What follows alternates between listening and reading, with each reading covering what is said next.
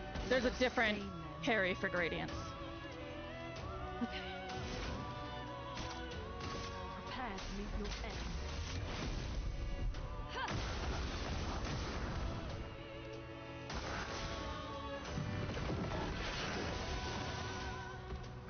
I'm ready. Oh, she's burning. Come on, guy. On fire. How many do we have? Just one?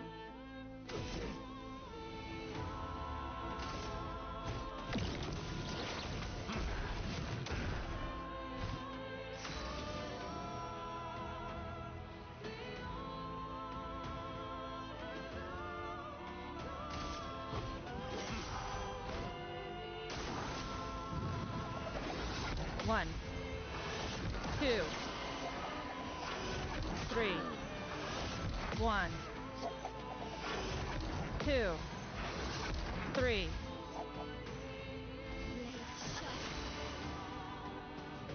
Okay.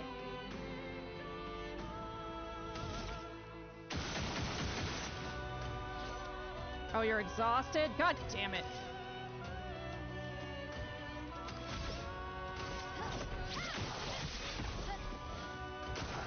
I'm ready. 1, 2, 3. 1, 2, 3. 1, 2.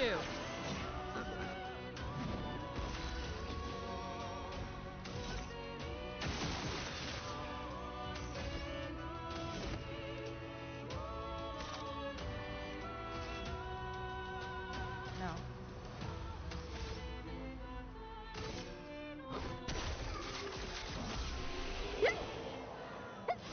Ah.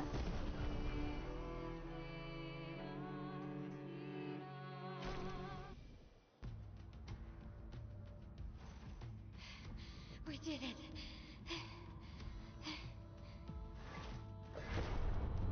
No, wait.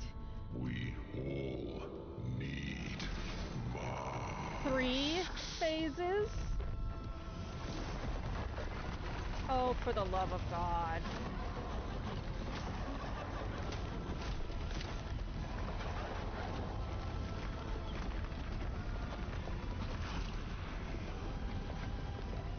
Yeah.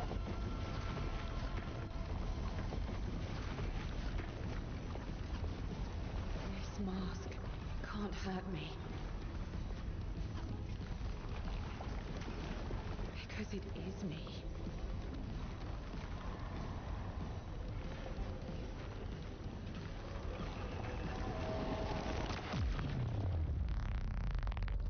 What?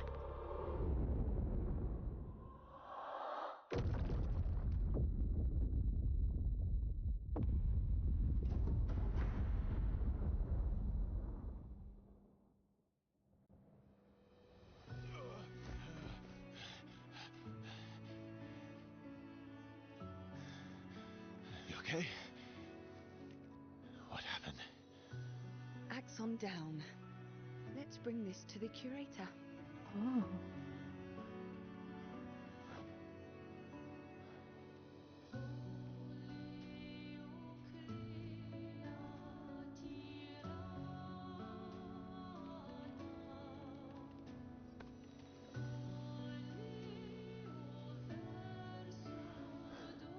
That was Verso, wasn't it?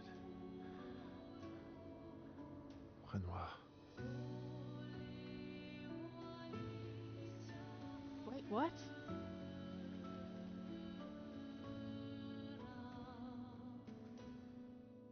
It was Verso, wasn't it?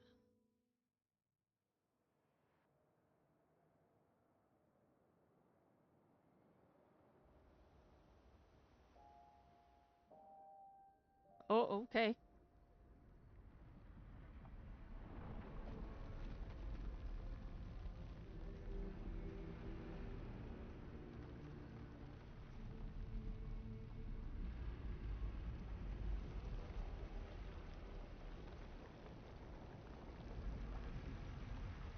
Me?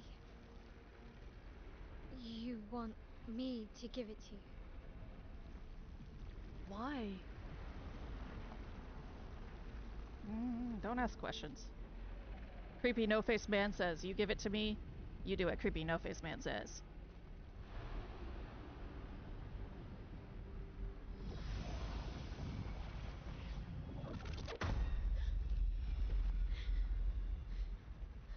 That was...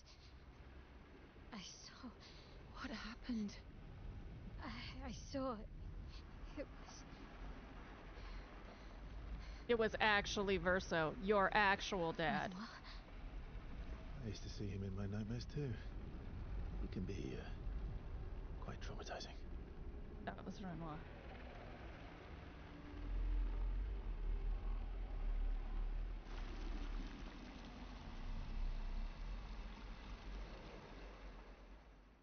Unless that's Ren. Oh. You know, hi Manic. You know, a little water would clean these people right up. Well, unfortunately, they're all kind of made of paint, so that might not work so well.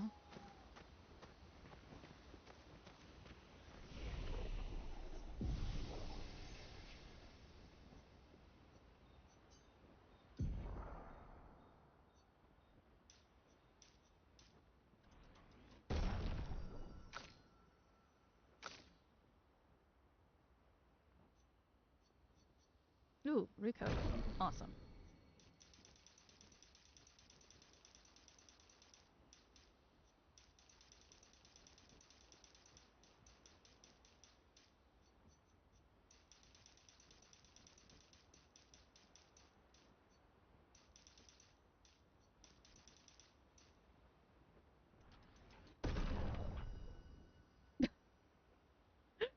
Manic. In that case, which of the women is Miss Paint?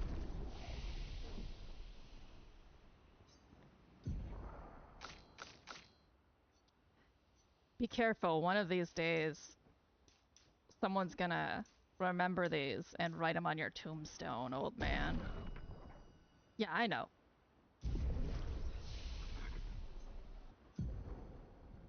I know.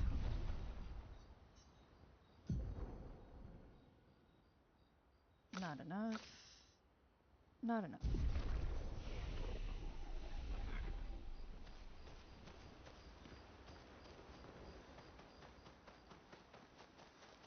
Okay.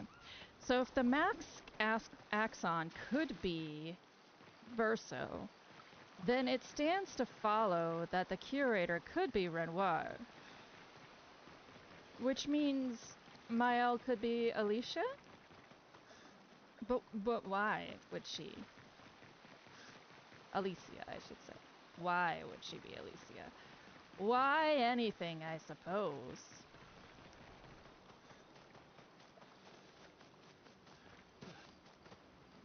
Oh, man.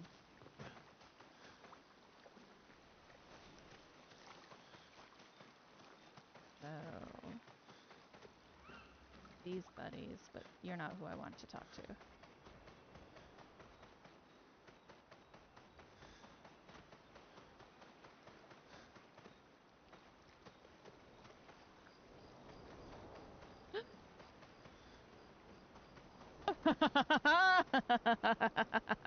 Maddox says, nah, I already know what's going to be on my tombstone. A coin slot on the top and the text insert coin to continue. Me story extra cheese and pepperoni? Ah, one of those Tolkien talkers, I see. Ah.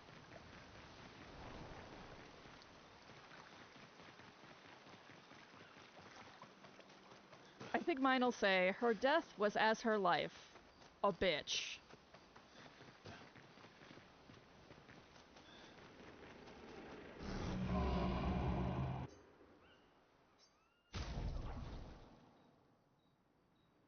Okay.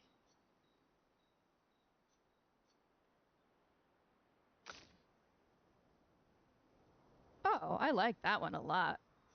Because people would do it too. Like, people who just go to graveyards would be like, fuck yeah. That's dope.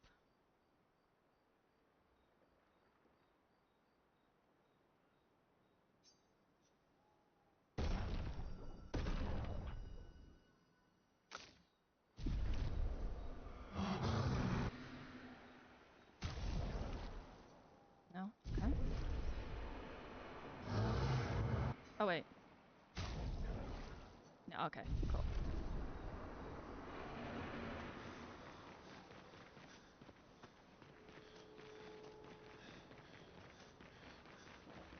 I know I would be someone who would be like, quick, someone get me a coin!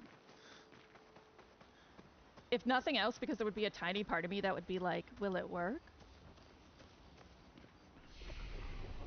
And of course it won't work, but I'll be like, maybe it'll work. One down, one to go. The next one will be harder. Hmm. Do you want to spend time with Ciel? Yes, I do. Indeed. You just did something baller, bitch. You're always so calm about everything. No, she's not. Is that a question? An observation. Lune's intense and obsessed.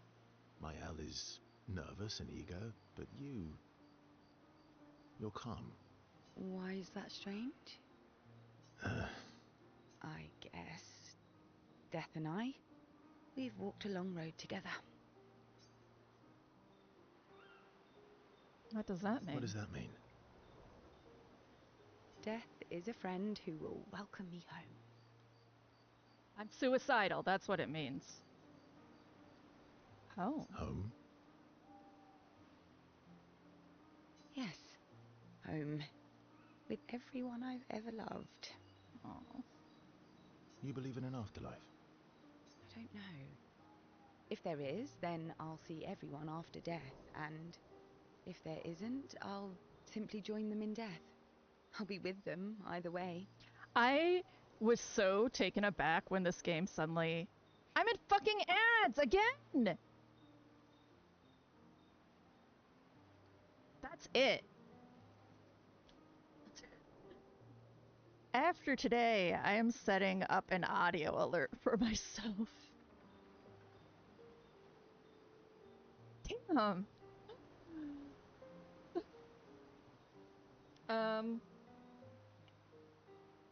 And if there isn't, I'll simply join them in death. I'll be with them either way. Alright, so I was in ads for a hot second. When I was in ads, the only part of this conversation you missed was Verso saying, you're calm about everything, and Ciel says, death is a friend who will welcome me home. And she said to everyone I've ever loved. And he was like, It's an interesting okay. philosophy. For someone so young. You believe in the afterlife? And she said, I don't know. But if it's real, I get to see everybody again. True. I'm not quite as old as you. Why don't you share some of the wisdom you've accumulated over your very long life? How kind of you to acknowledge my wisdom. Oh, how kind of you to acknowledge my wisdom. I played Softmar, the unyielding Megan's tendrils eclipse the sun.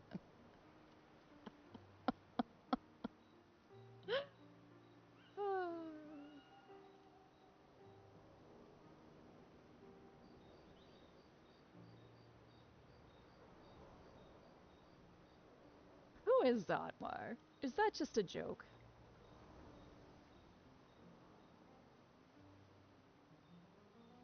Help me be nerdier. Can you, mention my wisdom to Minoko sometime? Also, hi, Zeech. I did see you come in.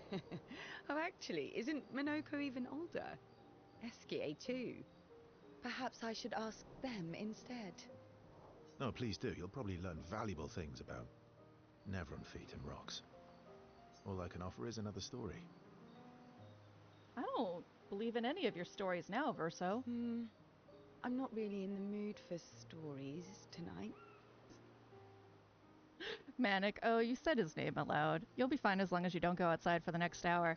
Oh, that's easy for me. I don't think I've left the house in over a week now. Oh, and here I had prepared something truly dark and heart-wrenching. Save it for tomorrow. Let's do something else tonight. What do you have in mind? That depends. How adventurous are you feeling? Are you gonna bone him? You mean like hunt Nevrons? What?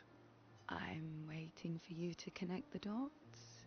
Oh, you mean, adventure. You've been alone too long on this continent. When was the last time you seduced someone? Not counting Minoko. I'll admit it's been a while. So? Do you even need to ask? Do you even need to ask? She wants you to touch her butt, Verso!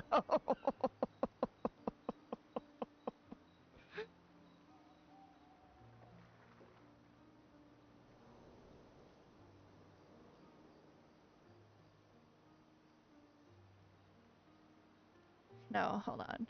I have to figure that one out. Quote, edit, user. Oh wait. Quote,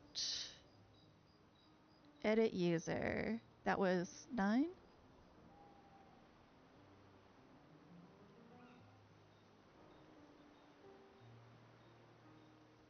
Quote.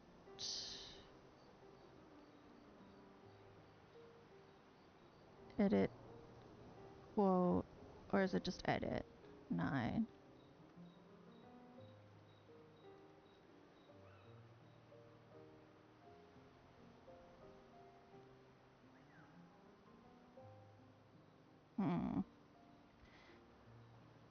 I think I did it.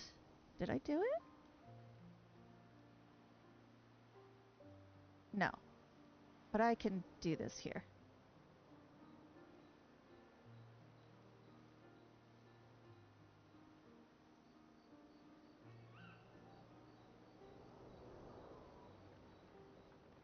Oh, it's because it wasn't number 9.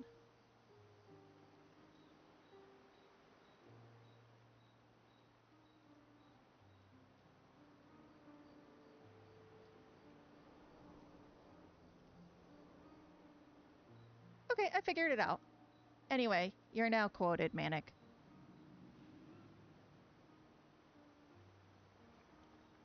I like quotes.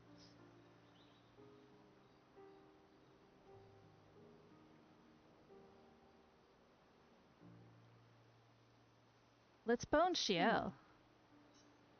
The bond between Shiel and Verso deepens. No shit.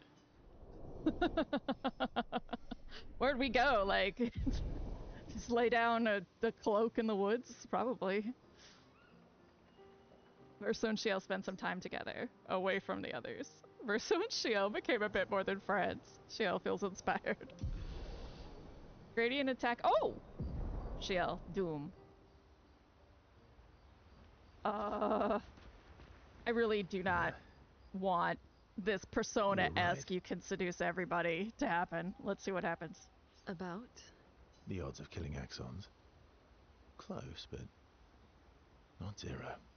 Not 0. Do you want to spend time with Luna? Yes, I do. My fellow Night Owl. Night Owl? You never seem to sleep. I sleep. I sleep enough. What keeps you up? What keeps you up? What doesn't keep me up? From one insomniac to another. Sometimes I just can't turn off my mind. It's like I pick up a puzzle and I can't set it down until I solve it. And what's your current puzzle? The talking Neverons. The ones that seem to have personalities and thoughts and feelings. I'm trying to make sense of the things they said. I know there's an important piece of the puzzle there. We need to find and talk to more of them. I've talked to a few. They mostly spout nonsense. I wouldn't expect too much. Verso, you're a fucking manipulative liar. Maybe you weren't asking the right questions. Well, I'm certainly not as experienced as you. What about you, my fellow night owl? Why can't you sleep? I was just boning your friend. You know, weight of the world, tortured soul. Weight of the world, the tortured soul, things like that. Right, I was like, ADHD, something. Oh, a funny night owl. Come on, I just shared with you. You did, didn't you? Feels nice sharing, huh? Fuck off, Verso. Feels even nicer when people reciprocate. Sleep is not very restful for me. I used to have horrible dreams, but somehow it was worse when they stopped. Now it's just this oppressive void. Fascinating. So, you experience discomfort while you sleep? True Pain. scientist. Are you aware of time passing? I should observe you next time you sleep. True scientist. Very creepy. Well, that's not creepy. Precisely. Again? Science.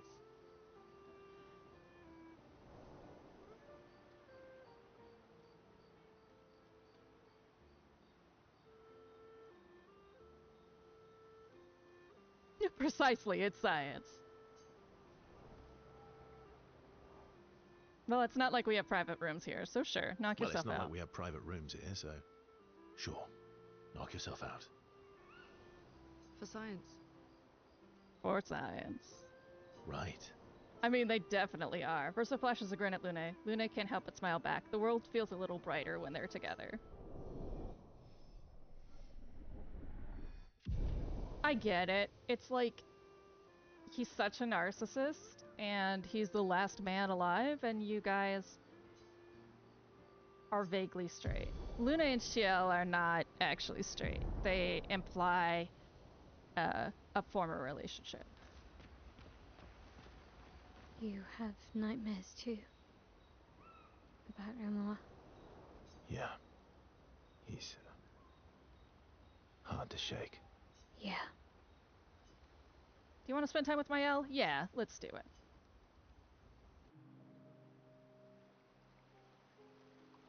In Lumiere, did your parents choose your name? Yeah, I guess. Why? Mael means chief and prince, or, I guess, princess. Princess, your name in French is Mael. What are you talking about? The meaning behind your name. Oh, Manic, you have a pain disorder? Oh. What made you think of that? You said you were an unwelcome surprise. But I think even though your birth was unexpected, it was still celebrated. Your name shows how your parents felt about you. What kind of life they dreamed for you. Chief. Guess they had bigger dreams for me than I ever did. Why? What did you dream of? I didn't. I know, Mael. I still don't really know. Well, I've dreamed of things, but I didn't really dream of... I used to say I'd die before I was 40. It's very confusing.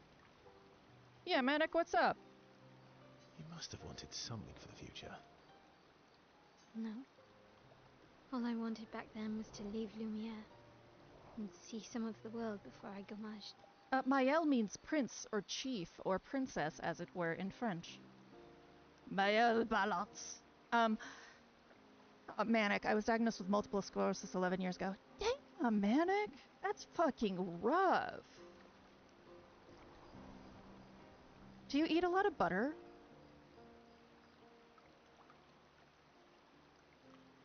Well, you've certainly done that. What do you dream of now? I don't know. Still figuring that out. What about you, though? What do you want? What do I want? I guess I'm still figuring that out too. Manic, that's how I feel about my POTS. I completely empathize in that regard. I have sleep apnea, which causes like restless leg syndrome in my back. It's not necessarily relatable, but I do not sleep well. Like, multiple sclerosis way tops any of this, but I can at least say I empathize with the idea of things waking you up that shouldn't, and it being just bothersome. Well, what did you used to want?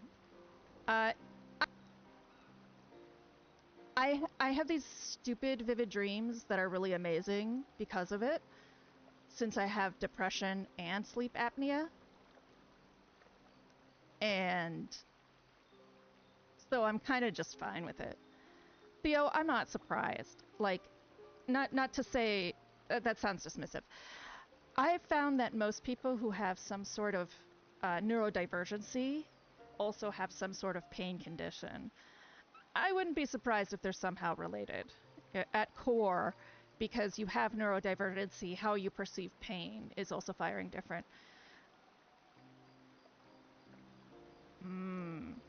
All my dreams are neutral. When I tell people about them, some of them think of them as horror and some of them think of them as not, but they're all neutral at heart.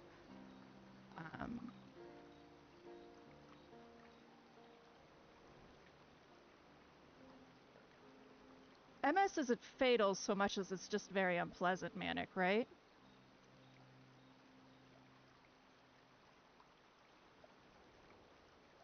Because this is somewhat a serious scene, we're going to pause for a second and just chat. That way we don't override it.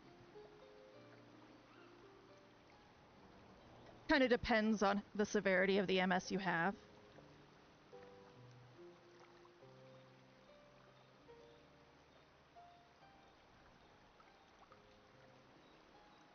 Manic says I've semi-learned to be able to recognize when a bad dream is a dream and drag myself out of it sometimes. Yeah, I think people with vivid dreams naturally lend towards lucid dreaming. In my mind, lucid dreaming is less a matter of like a practice as it is actually just kind of poor sleep in a way. That's unpleasant. A fly decided to decease itself right by my keyboard. I just looked there right now and saw his poor battered body.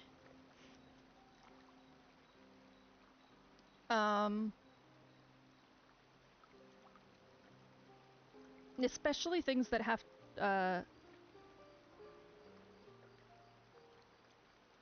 mean, that's considering that MS is often diagnosed later in life. That's almost coincidental, but we know it's not. We know that it is specifically something else, but in a lot of ways,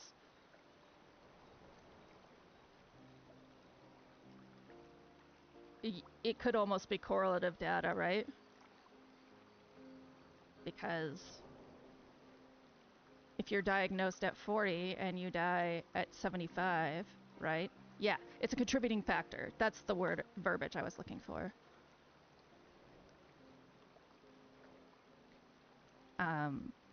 Ooh, Princess, that's pretty good work.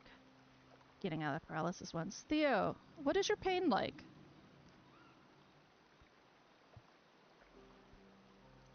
Especially though, I think a lot of unique dreaming comes with people with nerve conditions of some variety.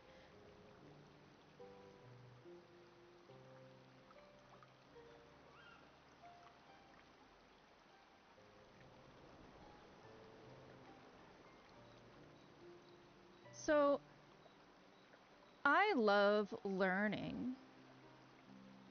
So we're going to learn a little bit about multiple sclerosis real quick, because I think a lot of people have a vague idea what it is, but they don't actually know what it's doing. And I think one of the things that I fully believe in, I'm an accessibility advocate, and one of my specialties in web design and in life is accessibility. So I 100% believe that it is important that we come to understand disability from multiple levels. So the pathophysiology of acute and smoldering neuroinflammation, right? Smoldering is a cool word to use here. But on every neuron, there is the, I want to get the exact word for it. Neuron sheath. The myelin sheath, yes. So the myelin sheath goes across the axon, right? So we're going to learn some neuro terms that makes the last scene we saw in Clair kind of funny. But it goes across the axon and it protects it from accidental immunoresponse and also from attacks in the body. However, in MS, the cytokinase, which are literally kine from kinetic, cyto from cell. Literally, it's just chemicals that make cells do something, they're often involved in immunoresponse. So the chemicals that make cells do something come along and say, hey, go ahead and strip this sheath, and it self-attacks. And that's because it views it as an attack on the body.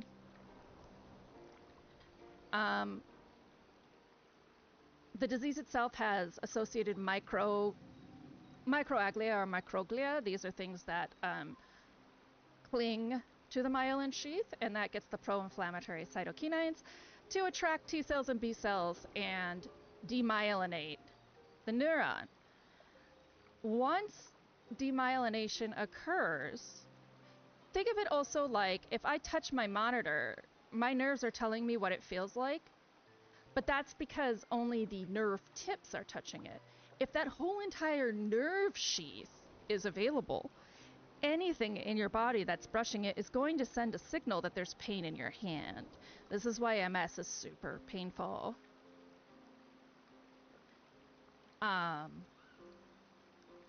So microglia are upregulated in SPMS and are thought to play a significant role in driving disability accumulation. So upregulated means that it, instead of testing for too many, when microglia begin to be created, the body starts to test for too little. Iron-laden microglia surround the lesion edge of paramagnetic rim lesions. So this is just very fancy for saying these things are half magnetic, and iron-laden microglia are designed to be attracted to them and are associated with increased disability in both RRMS and SPMS. So both versions of MS. Microglia-induced synaptic loss has been associated with cognitive loss. Because neurons are also an important part of our cognitive ability. The more myelin sheaths that are open, the more misfired electrical signals happen. This is where some of the paralysis happens in MS, is because you're stripping these sheaths that are communicating whether to move or not, and electricity can be picked up by many different neurons, confusing the body. Generally, the body, when it's confused, chooses to just not. You'll notice in the top photo, there's the blood-brain barrier. Let me make sure that's still visible. Yes, so up here, we've got this blood-brain barrier. There is basically a wall of fat, nerve, and blood between the brain and everything else in the body. This is to keep colds from killing you.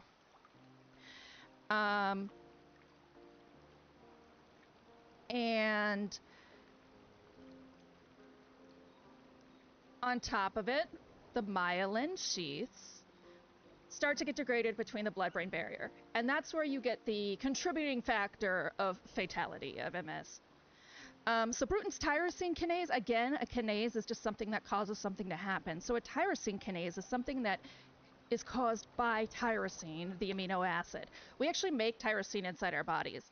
So, well, no, we don't. Plants do, but we acquire it from them, from the shikimate pathway. So literally eating spinach can be problematic, or helpful. This is a promising new focus of research. In B cells, BTK promotes proliferation, antibody production, and cytokine secretion. When activated, BTK can shift microglia from their homeostatic to their disease-associated state. BTK is highly expressed in microglia with lesion tissue in patients with SPMS. So in truth, Manic, the reason I asked if you ate a lot of butter is because you really shouldn't be eating spinach. Under the heading of You What Mate, the Accommodation Services Lead for one of the conventions I help with wants to institute a requirement that anyone who wants an accessibility badge must turn in proof of medical documentation. I don't care if it's not my department. I put my foot down. Fortunately, so did basically everyone else. It's true, there's good research toward treating MS. I don't think it'll be complete in time to help me, but I hope it'll help others down the line. Yeah, I stopped eating spinach. You should eat butter.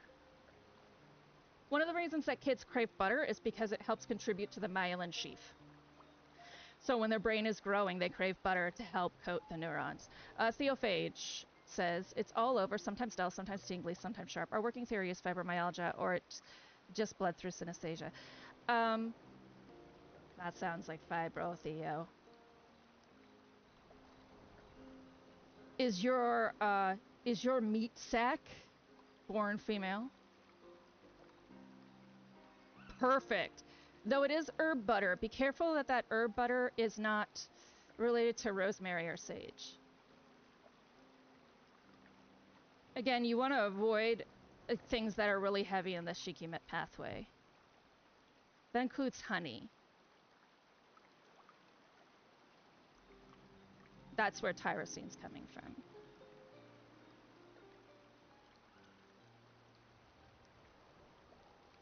So most things, most greens that come from flowers, or that we can eat the flower of, that has a rob. Oh, okay. So Theo, that actually, did this start a few years ago? And also, Theo, I'm sorry, I'm not a doctor, guys, but I just know a lot of stuff, so sometimes I like to be helpful. Please don't take me as a doctor. I'm not a doctor. My advice is not medical. But as a botanist, you learn some things that can be helpful. So, the Shikimate pathway is anything that has tyrosine gets it from something that uses the Shikimate pathway, which is a type of bacteria. So, but it's particularly famous for occurring in bees and dark greens. Yeah, it's fibro, Theo. Fibro's aggravated by estrogen.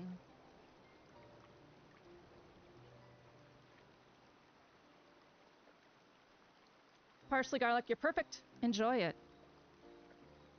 Low amounts of tyrosine in all of those. Yeah, put that shit on everything, Manic. And I know it sounds weird coming from me, but you should eat a lot of red meat. This is the only thing that I can say I know in a somewhat medical capacity, is that the science says animal fat coats myelin sheaths, and that is hell. IANAD was as catch as IANAL.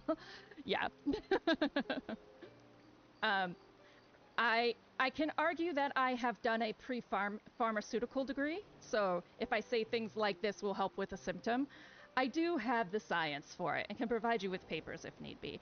I am still not a doctor, but I can at least say I know that symptomatically this will help, and butter and animal fat help recreate myelin sheath coating, and that's the primary reason MS happens. So if nothing else, you know, and my instinct when I hear someone suffering is to help, obviously. It's not always welcome. But, you know, my instinct, Manic, as you tell me, is to say, I have some knowledge that might be helpful. So also tell me to fuck off if it's not welcome. But, yeah, I think, well, I don't think I would have any opinion, actually. In fact, I would be pretty empathetic if you weren't trying hard to keep it under control, because disability does so much to us. There's only so much we can do with ourselves when we're in pain.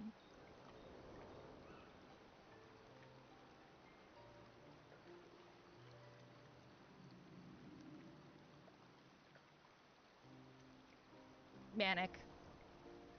I agree with you. I will always say thank you, I'm good. Because I know it's well-meaning, but I don't like to be pushy. It's very hard to take care of ourselves when we're in pain. So I'm very proud of you, Manic, because it's really hard to focus on making things better when you're just trying to focus to survive. Survival is such a heavy, strong, energy-laden instinct. It can take a lot from us.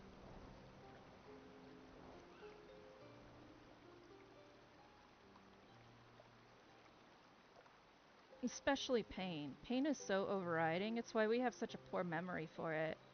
Our brains don't remember pain because it shuts us down so incredibly. That's so rough. Yeah, that kind of mindset, Manic, is amazing. Like, it really is, and it's not...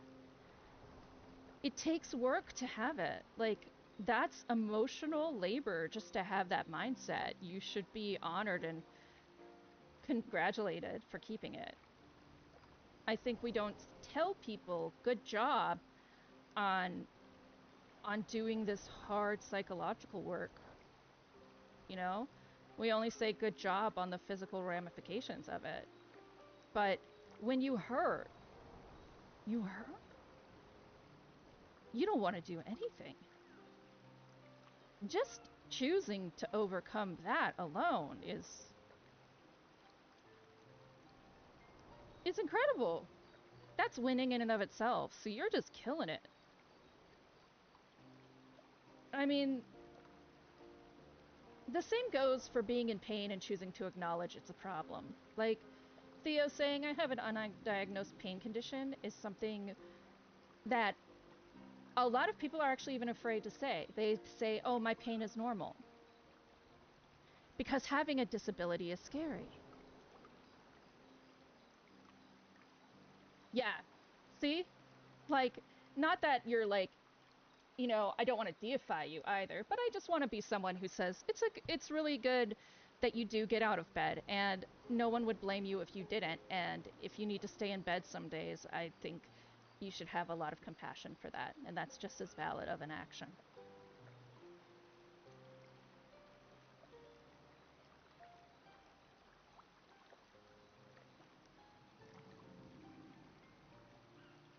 Yeah. Yeah. It's always valid to choose self-care, even if it looks like you're not fighting back. But now we have learned about MS. So I think a lot of people view MS as sort of this selectively disabling disease with pain. But now we understand it as like neurodegeneration. It's much more akin to like Alzheimer's and dementia than it is to, say,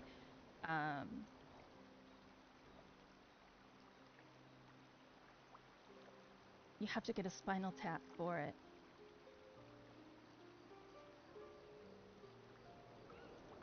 And it spreads really quickly. Yeah. So I learned about this in my 200 level biology class, actually. And I just kept with it as I studied botany. When I learned about certain chemicals affecting bees, I went and looked it up and how it applies to MS and other diseases, because I went back to school older. And so I just had the presence of mind to know I wanted to use this knowledge even if I couldn't get a career in it.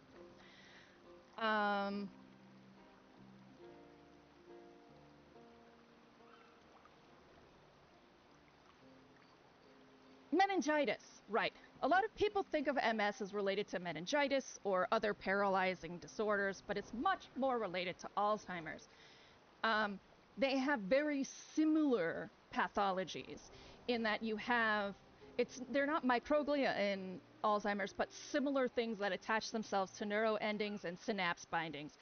No, Alzheimer's degrades the part of the neuron that is between synapses, and MS degrades the myelin sheath, but they still end up resulting in similar damage to the body. So when addressing someone with MS, it's important to remember that there could be cognitive decline. A lot of times there isn't, but that there could be. Yes. Yeah, it's more akin to that than it is to meningitis. Because meningitis is an infection instead of an inflammatory attack on neurons, whereas both Alzheimer's and MS are inflammatory attacks on neurons.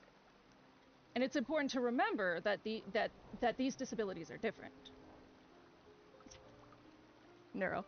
But yeah, like someone with MS not only has to be afraid of their body, but you know, there's an ever present fear of your brain also having an issue. And when addressing people with empathy in the disability sphere,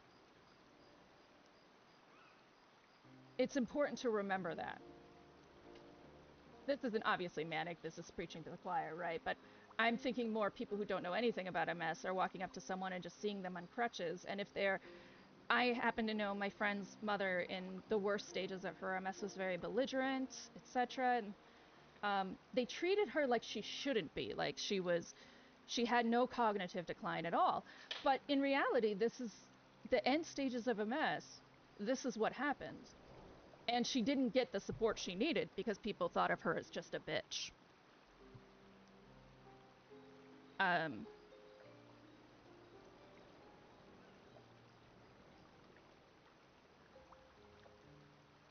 It's far less common in MS. It's not guaranteed. But for her, it was there. So, you guys have all learned. Actual nerve damage, myelin sheath degradation. Yes. So that's, as an accessibility advocate or a disability advocate, sometimes, especially when someone's disabled next to me, it could sound very patronizing, or I'm like pointing at you being like, let me talk about you. But, you know, because we don't teach other people about disability, not even other people with our same disorders do we teach people, right? So I might know something more about POTS than someone else with POTS, and we won't. Yes, have you tried not being disabled? Have you just tried not being autistic, depressed, disabled? Have you tried walking more?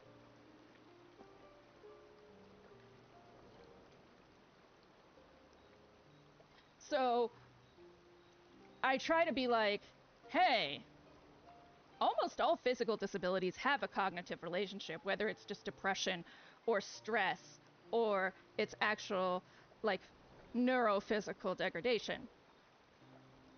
And it's important that we remember that, because when you're dealing with someone in the disability sphere, on top of it, they're suffering every day emotionally with extra labor, extra garbage. So if they're snappy to you because you asked them a stupid question, maybe you should remember this fact. Oh my God, the invisible disability. Oh, this happened to me at my old work.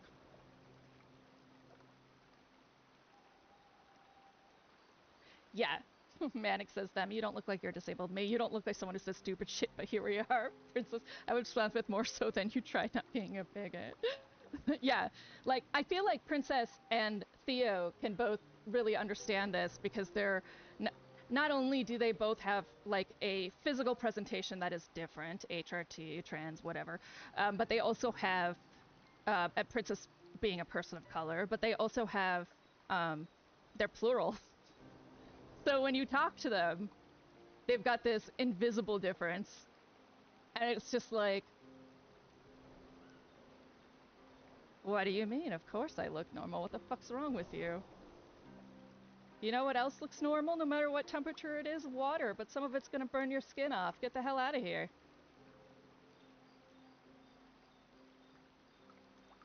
Oh.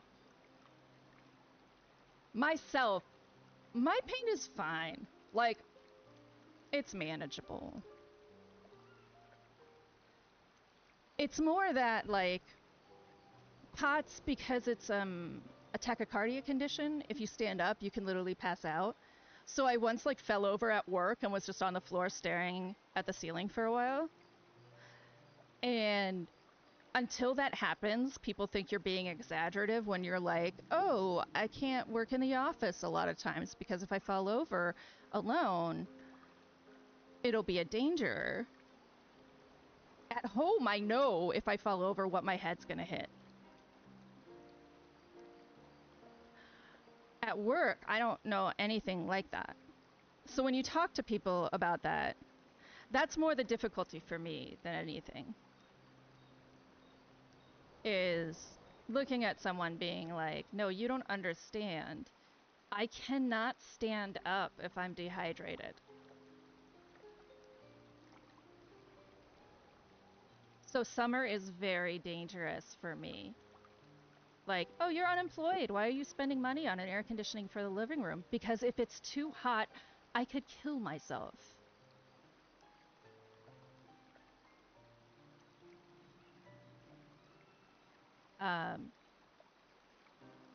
Again, disability, being treated like it doesn't exist. So stupid. So stupid. Well, Manic, I feel closer than you than ever. I already was fond of you. Now I'm super fond of you.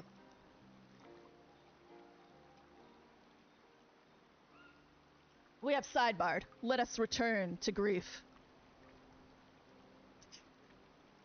I love that this is the game. I'm playing when I'm having these conversations. This is a game about death.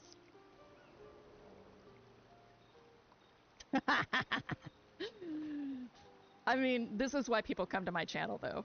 Is that it's like, oh, right, there was a game.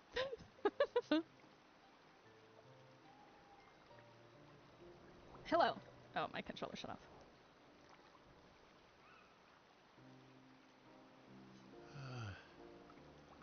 Music. Verso used to dream of being a musician. Yeah. Yeah. Before the fracture, I studied piano at the conservatory. I loved it. I really miss performing at the concert hall. And the lights dim and the room is hushed and the first notes echo through the chamber. I can just lose myself and feel the music through my fingers. Every time I play, it feels like my heart's about to break from the beauty of the notes. That's lovely. I miss that a lot. Maybe when this is over, we can fix up the opera house and you can perform for us. It would be my pleasure. I want my first concert to be yours. And don't worry, I'll make sure the room is packed. I'll put up posters everywhere in town. Oh, no pressure, huh? All right. I guess I'd better start practicing. Mile makes Verso pinky swear. Laughing, Verso agrees. Social link leveled. Yeah, it's okay. Halfway through, we're going to have social links. You know, there are some critiques you can make of the game, which is like, I feel like we're somewhat late game, and there's, like, new systems are constantly being introduced. Seems you were right about these expeditioners. A most impressive group. They've grown on Mael you, is haven't they? pretty young. She's like 17. She insisted on coming because she doesn't feel like she belongs in town. Maybe. They have. I do want to spend time with Minoko. Minoko, let me cut your hair. Why would I be foolish enough to do that? Just a trim. You look like an overgrown mop. I beg your pardon. Have you looked in the mirror lately?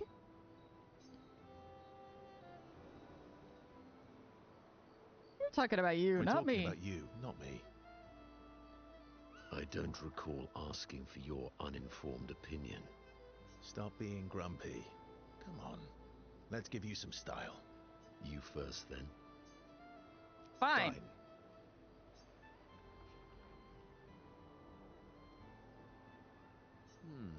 Actually, that does look nice. Okay, I'm in. Style away. Ooh, yes, indeed. This Actually, is that's quite really cool. fetching. That's very Viking. Great. We're twins. Verso and Minako are now bound by a manly love of style. Which they would never admit to each other.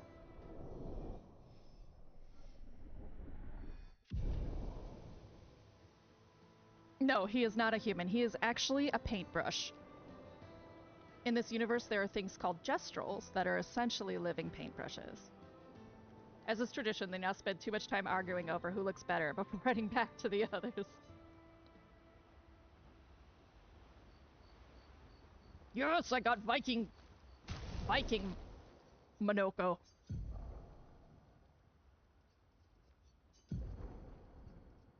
Yes, and they even call it Viking Minoko. Ha ha. Yeah, no, so he's made of wood.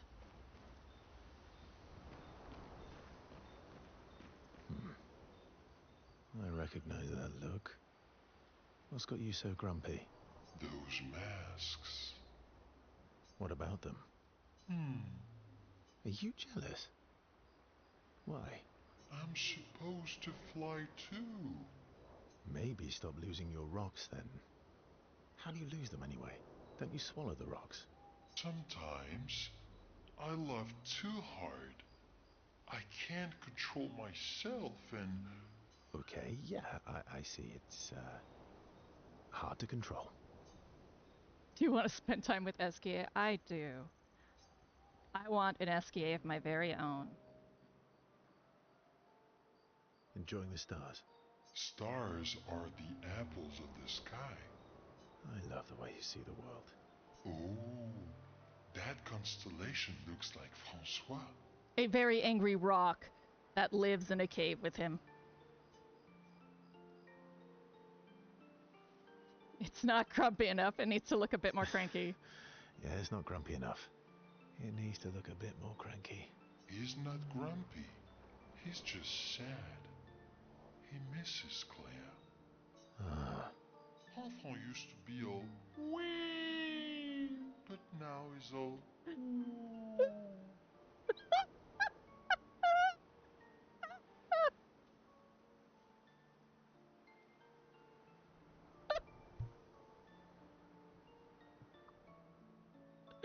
He used to be all but now he's all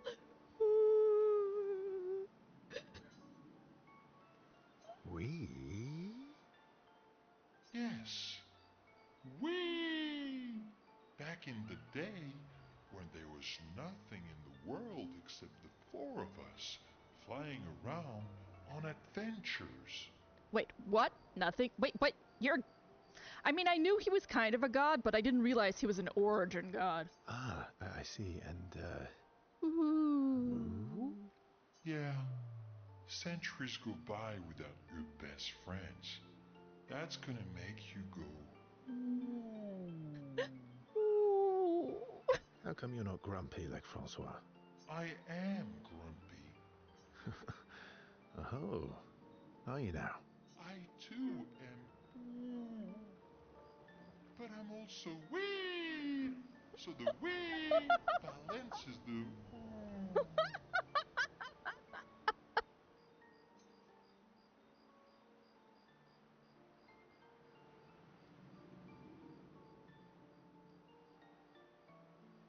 It sounds like you're in a woo type situation.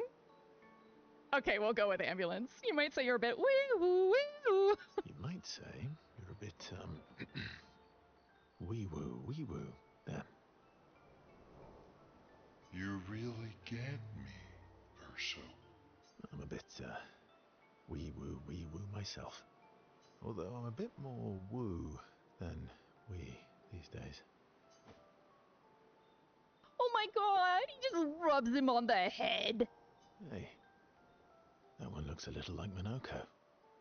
Oh, and if you squint and sort of scrunch up your face, that one next to it looks like Noko. Verso and Eskie feel their bond deepen after this meaningful interaction. Just rubbing his head.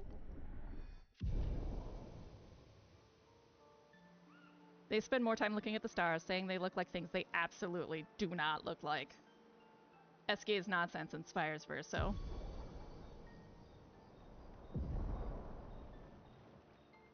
Why would I never not talk to these people? Okay, I hung out with everybody. Write in the journal of Gustav's apprentices. Niall finds a spot where she can write. She spends some time writing in Gustav's journal to honor his memory. She writes about how fearsome and incredible the accents are, bigger than mountains. She hopes Gustav's apprentices will read this journal someday. Niall heads back. Check up on the others.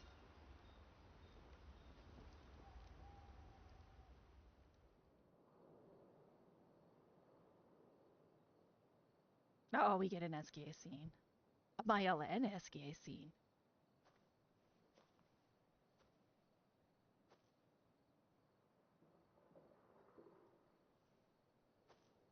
Do you mind if I, play here?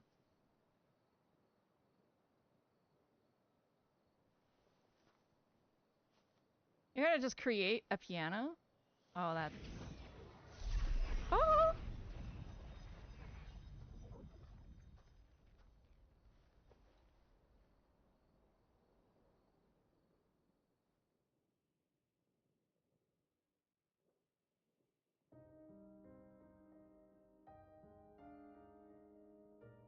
Oh, this is Alicia.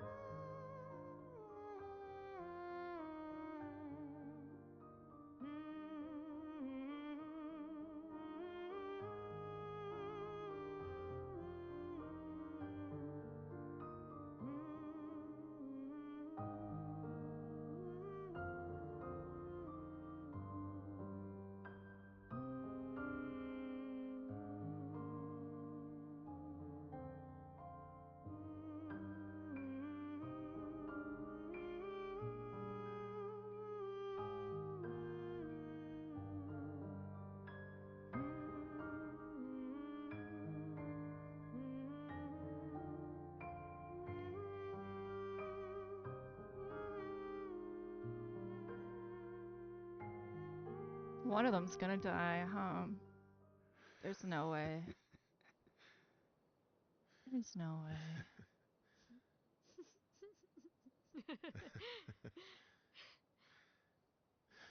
What song was that? There. I feel like I know it. He's Yes, actually said that's that song I before. used to play to my sister. Can you play another? Sure. We have all night. Okay, ready? Are you ready? I am ready. I will need a bit of space. All right. Esquier, you ready?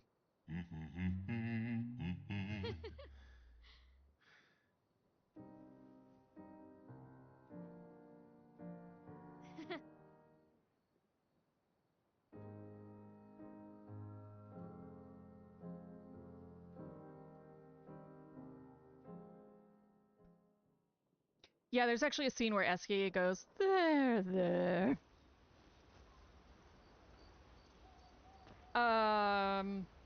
So Mael's foster brother, Gustav, he passes halfway through the game. Spoiler, but we're already past that. Oh, Bannock, go nap. Thanks for stopping by. This stream I just kind of like play till I'm overplaying Clair because it's a game where there's really no good stopping point or bad stopping point, so...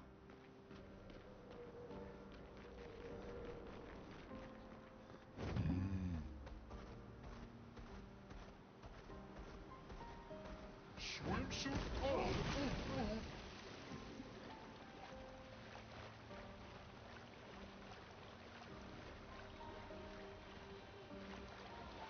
Yeah, I stream tonight Animal Well, so I won't be there till very late.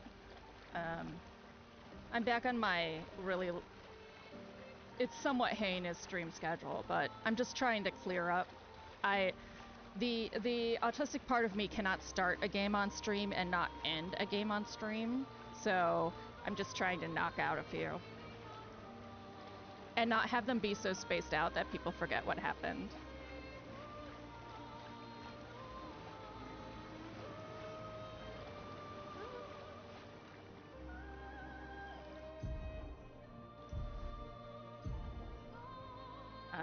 So you go grab a nap, and if you're around late, I'll see you. Maybe. Depends on how long I play Animal Well. You might see me.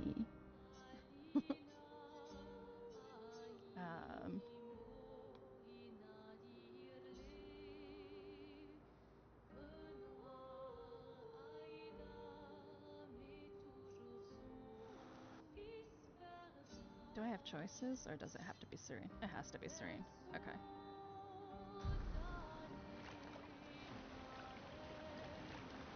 What do you mean, stuck with it, princess?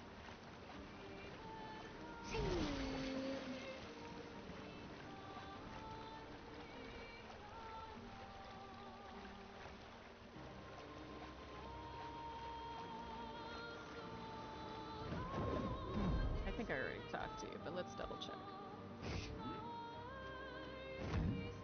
No. Oh, JK.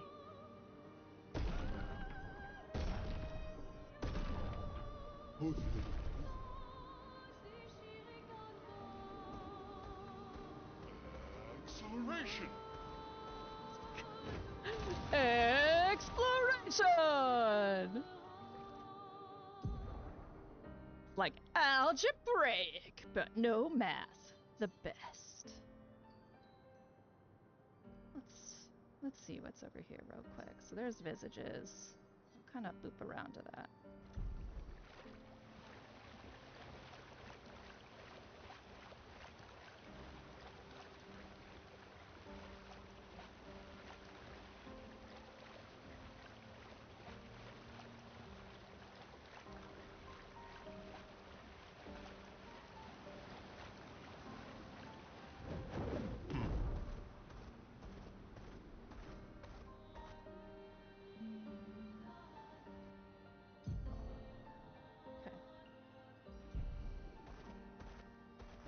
we got those guys.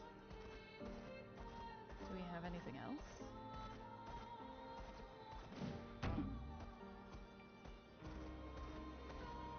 No, just those guys?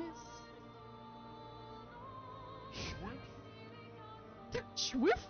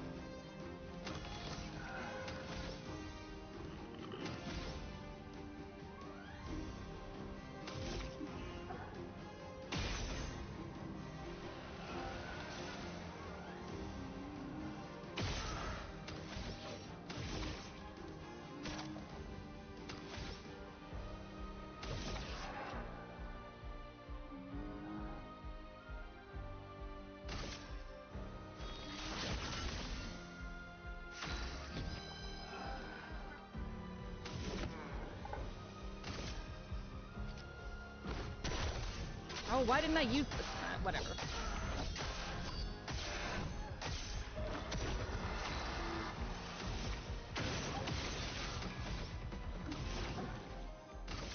Feel the burn.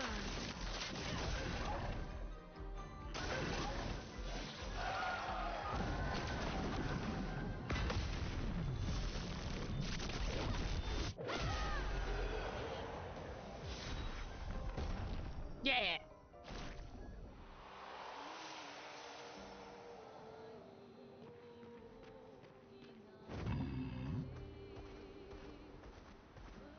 Okay. So there's visages.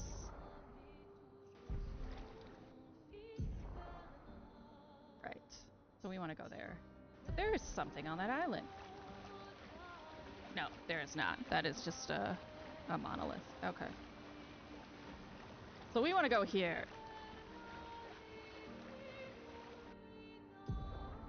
I mean, it is a little obvious. All things considered. Unless this has got to be it. Maybe. Maybe it's a special island.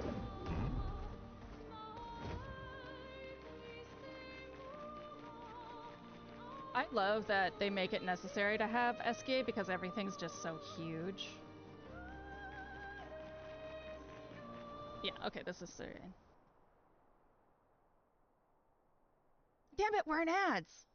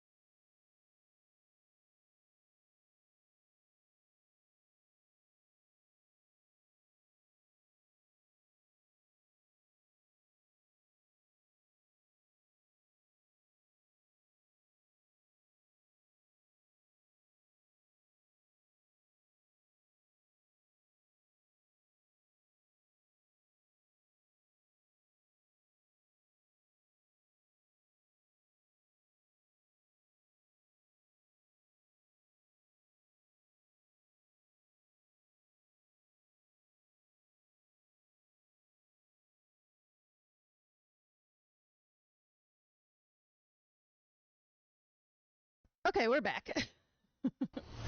I'm gonna get it one day. I'm gonna get it right.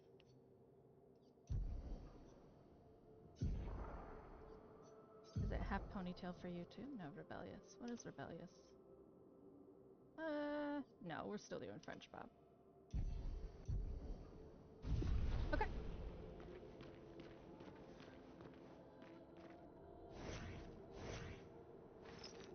The architecture looks very different here. This kind of place never existed before the fracture. It's beautiful. Feels surreal.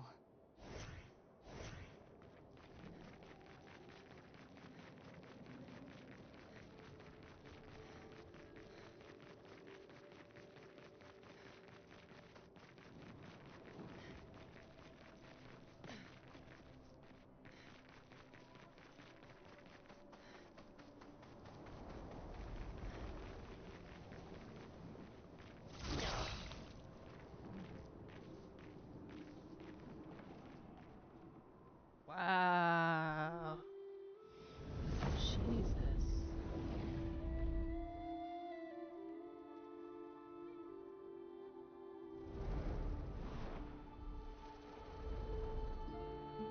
Is she the Axon?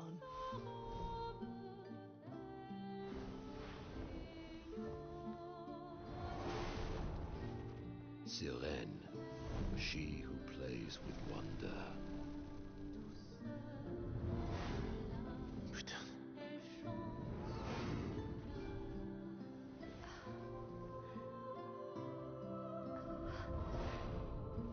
It's so... Lune? What's going on? I don't know.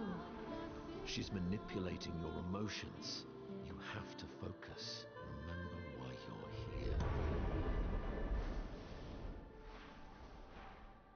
Be careful. They call her she who plays with wonder. But what she really does is play with your head.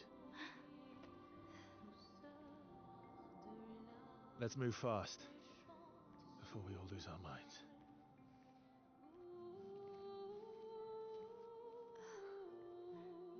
Luna's like, let me go back to the dream. That's where I want to be.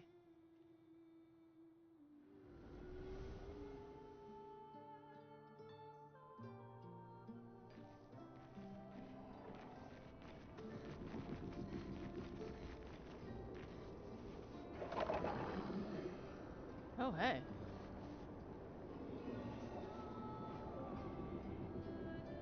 Okay.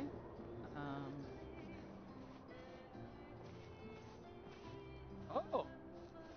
We are on a journey. It's like Char's temple, except less dark and horrible.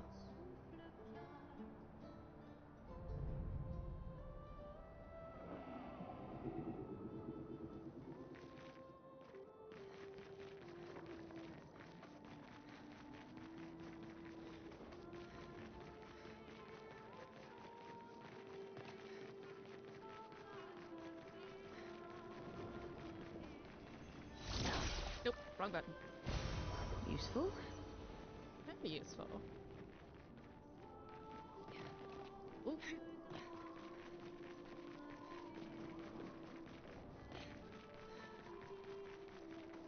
I'm beginning to think that the scar on her stomach is a C-section. Or some sort of emergency operation of that ilk. Don't look at her for too long or you'll go insane. I've seen people jumping off a cliff just from looking at her. It is mesmerizing. This dance feels familiar. This is kind of dancing taught in Lumiere. I don't think so. Never seen it. I'll let me on the rocks. Do I get to be on the rocks? The Geralt strategy. Jump. Otherwise known as the Skyrim. Okay.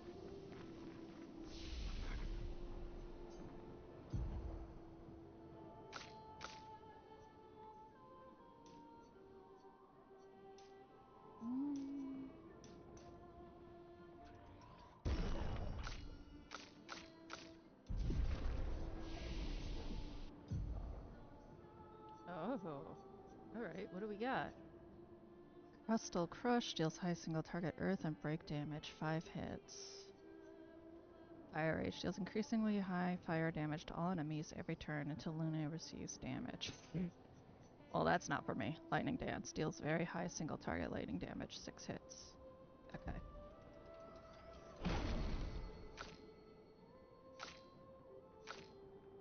Okay.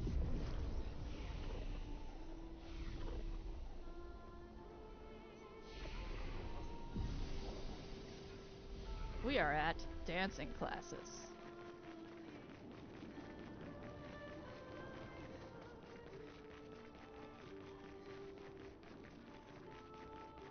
Oh, well. On guard!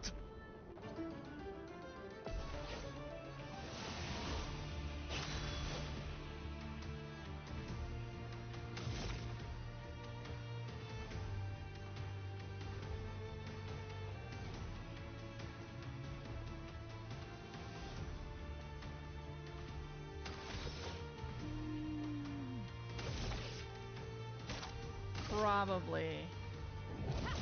I don't think I'm gonna get Wake to Fire twice.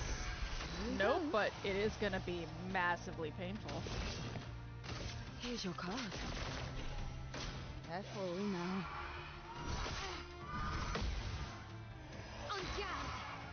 Oh. Are there only 2 people in my party? It's fine. It's fine.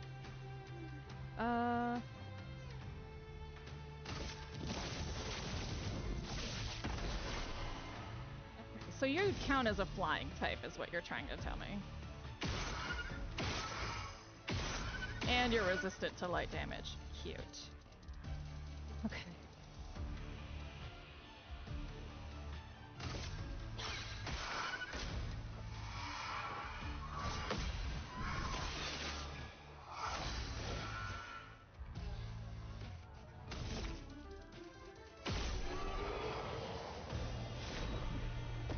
Alaro! Alright, let's actually put someone else in the party. There we go.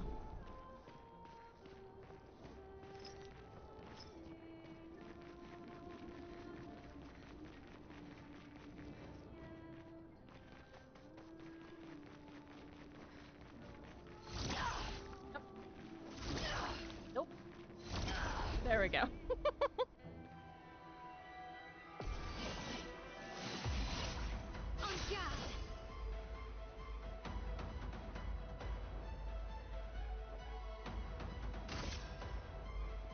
Okay.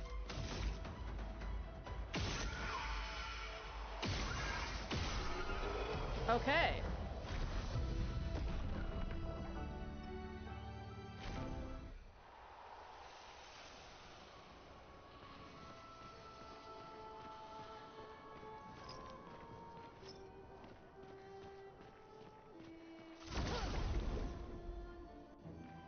Everybody's so floaty.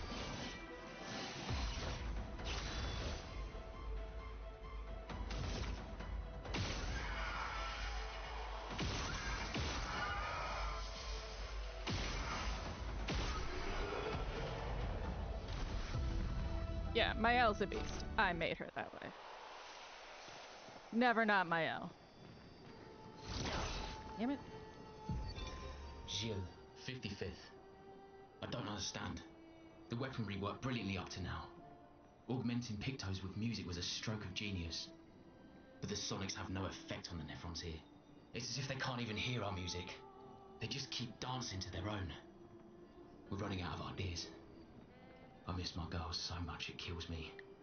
It hurts thinking that I could have been home right now playing music while they dance. Rochelle would have given birth by now.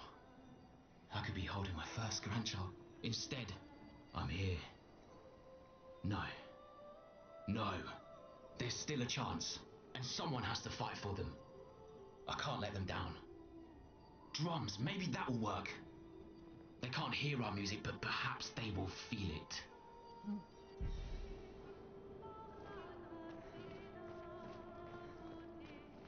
Can I pick a fight with you? No. Oh my god. Good stuff. Alright, but I can destroy the pots. That's what I learned. Maybe not. Yeah, some of them.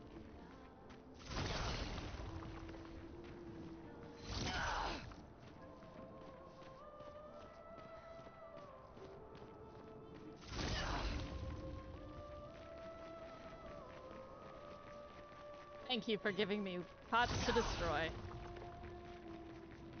Yeah, I would be very disappointed if there were not pots to destroy.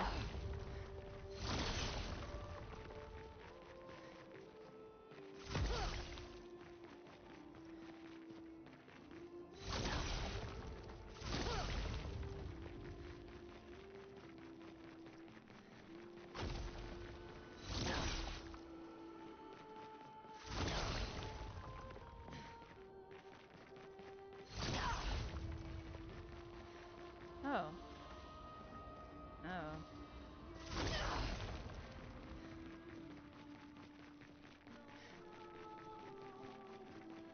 Oh, it's because I turned on speech chat.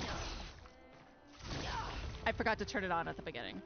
So every time someone says something now, it'll greet them one more time.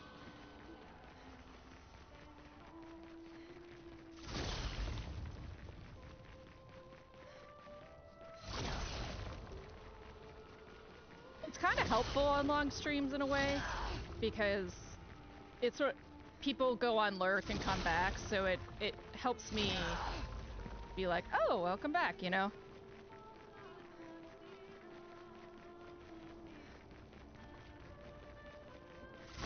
Not that I do it on purpose, it's straight forgetfulness, but... Aw, man, I have to make a choice. I don't like making choices in routes.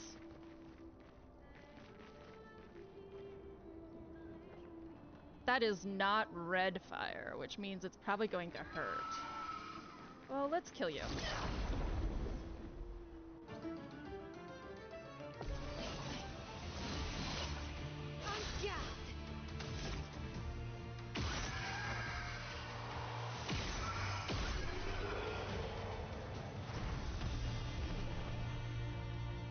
Have you had your tea yet, goddammit? Don't you complain at me if you haven't had your tea. If you have, I'm sorry. It is a terrible limbo to be in. Ah, that sucks. I hate when caffeine doesn't work.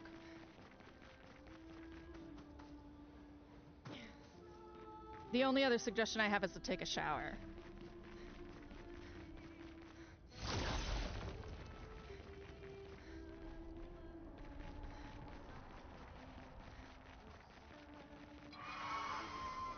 Oh, hey. Hi! I know. But I'm gonna encourage you to do it because you want to do things, right? So, you should, as you've just expressed to me that you want to be doing things. I noticed that complainy face. I'm the worst person to complain to. Like, honestly, I'm surprised Pesky hasn't murdered me yet, because he'll complain to me and I'll be like, here's how you solve your problem. Good stuff. Yes, well. I didn't want to solve my problem, Hildy!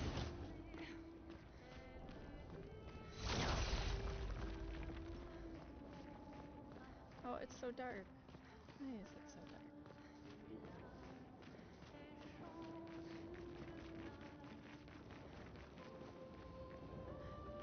dark? Oh, I mean, no.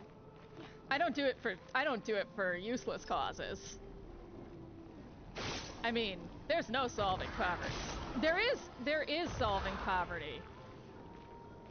But not in this world, because no one wants to take the steps to do it. Yes, stealing from the rich is indeed the secret ingredient. It's putting a cap on personal wealth. Taking that money and putting it in the hands of elected individuals who are in the poverty class on how to redistribute it.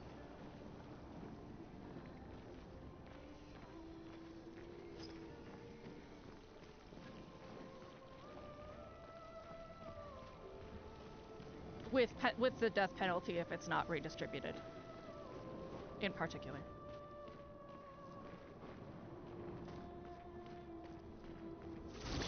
Yeah. So.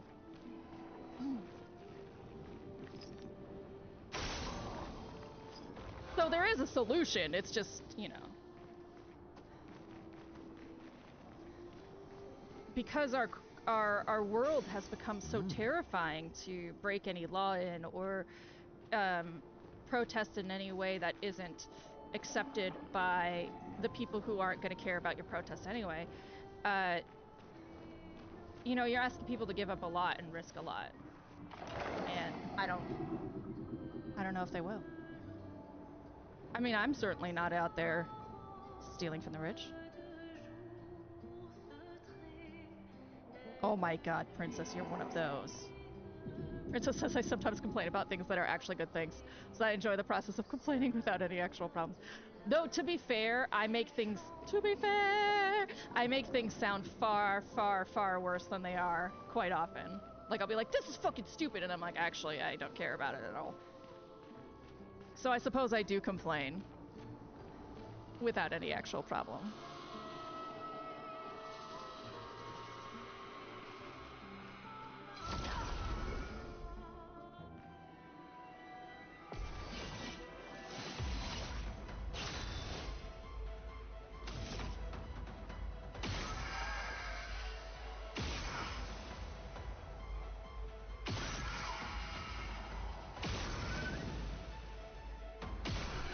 Like, why are you all so easy? Plain.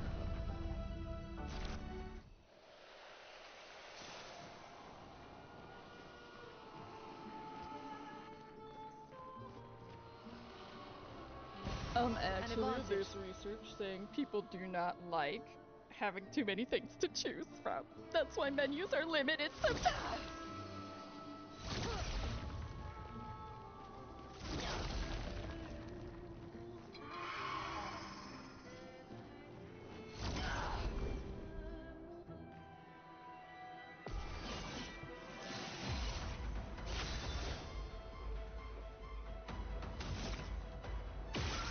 I mean, really, I'm saying they're easy, but I just built Mael to be a monster. It has... This has everything to do with me min-maxing Mael than it has to the difficulty of the things I am facing. I have just min-maxed the shit out of this character. It's more... Yeah, our brains just can't handle that much input. A lot of really cool neurological things happen because we don't have the space to handle information.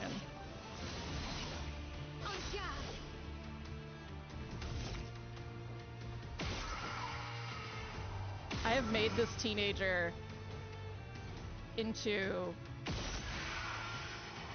the most terrifying thing since Donald Trump.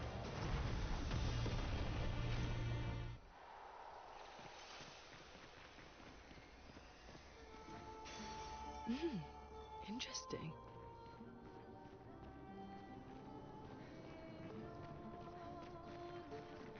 The only thing that drives me up a wall is min-maxing when it's, like, stupid. Like, no vitality builds in Dark Souls. I'm like, okay, sure. So you want to be that good? You're just gonna say you're that good? That's... Sure. You're wrong. You know. Like...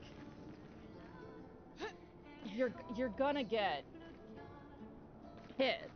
You know, unless you are successfully a no-hitter, I don't really want to hear you doing a no-vitality build. That's stupid.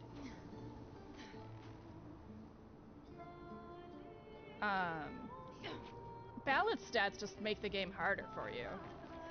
It's not... That sounds like a fun way to play.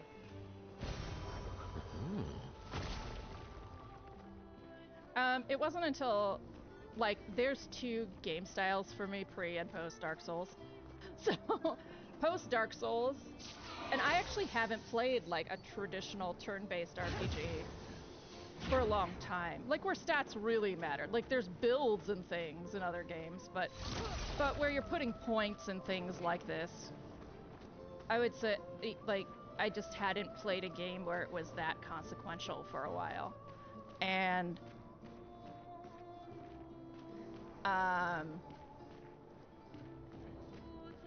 this would be the first time I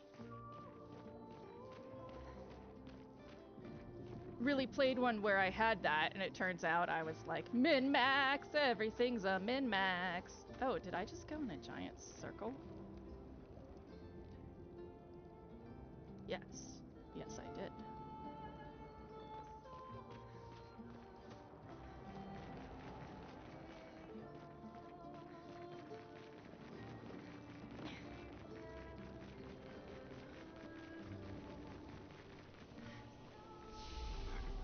Yep, I'm right back at dancing classes. Yeah, look at this fucking trash. Min-maxed to shit.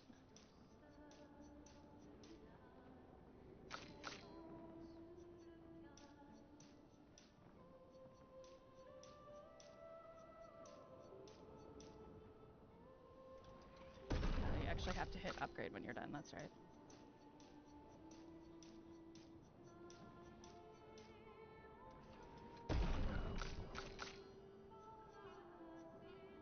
This is why my L kills things. This nonsense right here.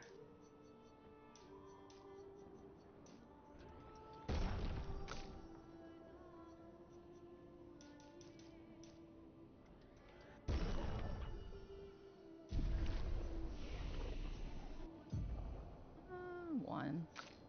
7. Oh, alright. Deals medium single target damage, 2 hits, consumes all fertile on a target, and gives 1 AP to a party member. Ooh. Targeted ally plays immediately gains 4 AP. Okay. Targeted ally deals double damage for 1 turn. Applies shell, powerful, and rush to all allies. Holy shit! Oh. This one.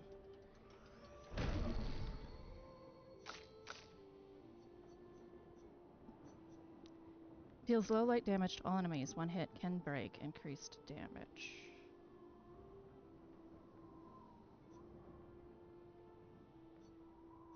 And removes all status effects from all allies and applies them to Verso. Burden. Leadership. Reduces current rate, gives 2 to 4. Oh!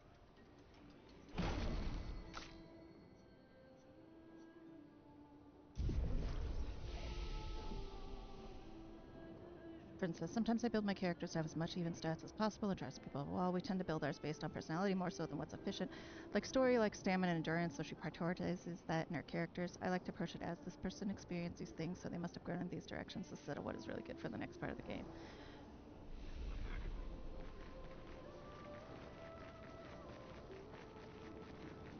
I mean, that is why they're called RPGs.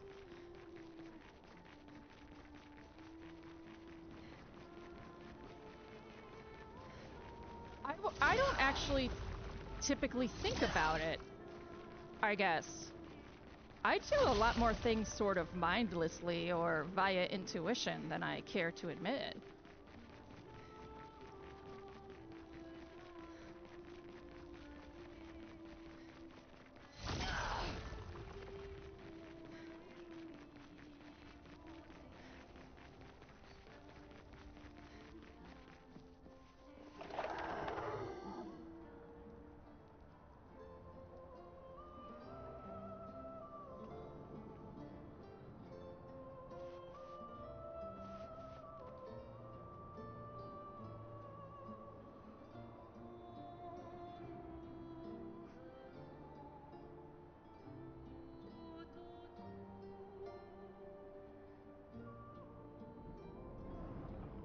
Okay, this looks like a new area. This is a new area. Alright. Please don't hurt me. Please don't hurt me. I will be so sad. Oh. That's pretty.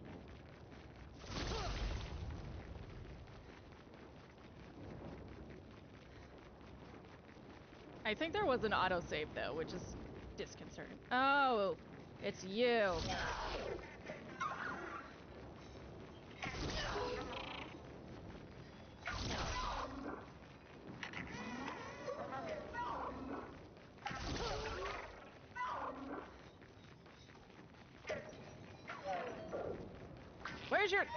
Where's your stand? Where's your stand, bitch? Where is it?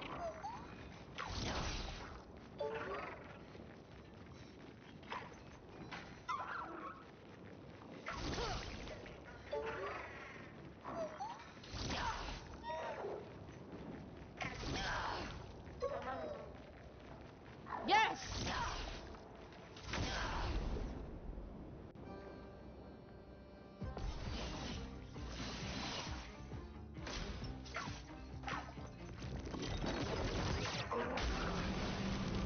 Ow! Patonk will flee in 2 turns. Okay.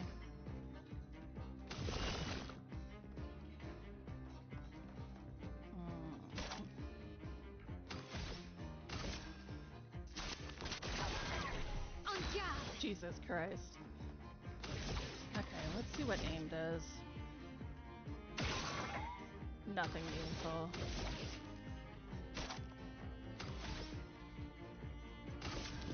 On fire. Okay. Look out.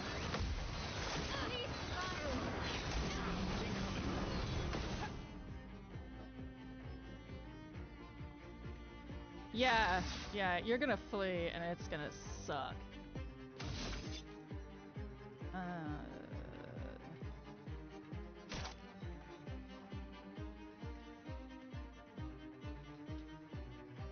That's 5? Oh.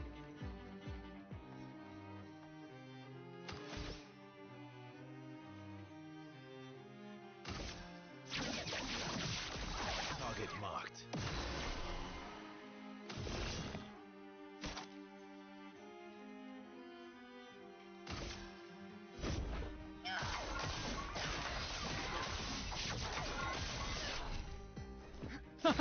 This guy is not dying. That we know for certain.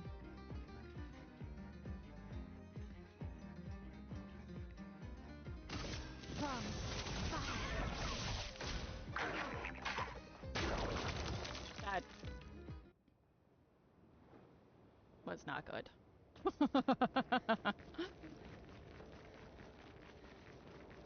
It's okay. It's fine. It's not fine, but it's fine.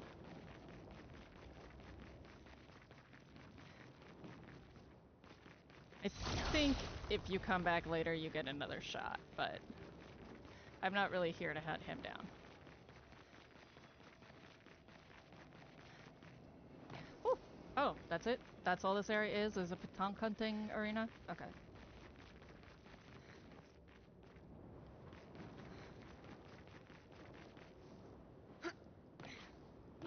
Okay, yeah, this is still the petanque arena. Alright. What happens if you don't kill it? Yeah, it just runs away. If you kill it, you get cool shit. But if you don't, it's just like, deuces, daddy-o.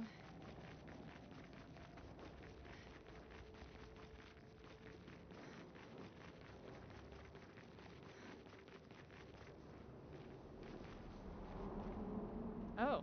Oh. Oh.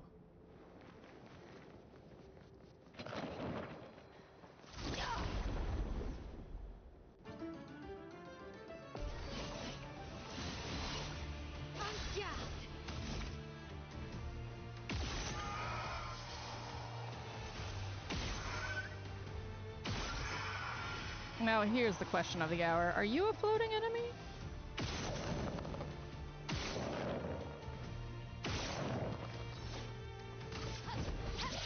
Yes, you are.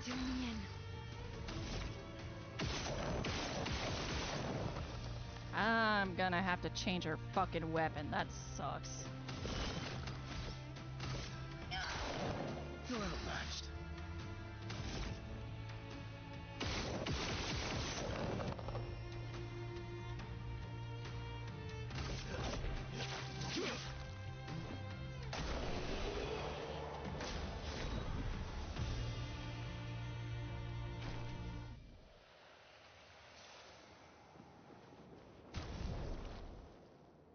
That's kind of cool that it dissolves into 2 more enemies. I like that.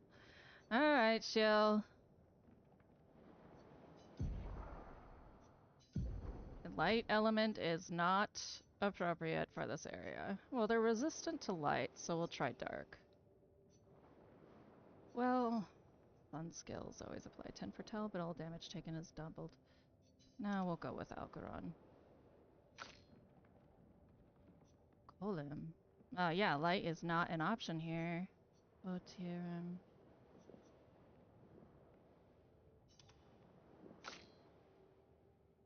They're not weak to lightning. Well, we don't have anything.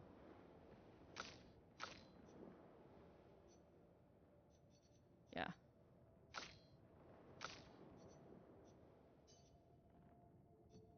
Yeah, we don't have anything worth switching to.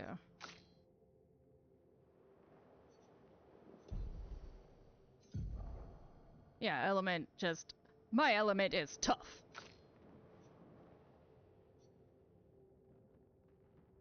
Okay.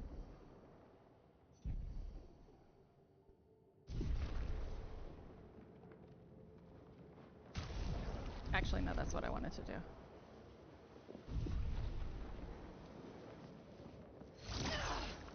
Oh no, you're just gonna dance there? No murder? Okay. I can accept that.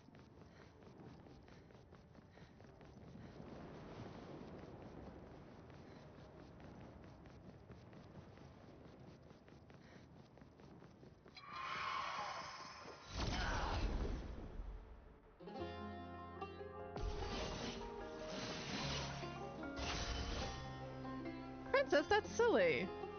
I was holding back a bit because I wanted others to get a chance. Just put your money in it.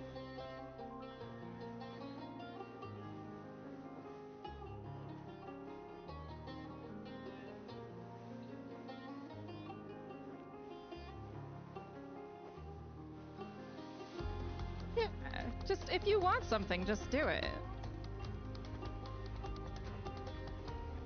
It ended while I was on vacation, so I'm probably going to redo it because that isn't really fair.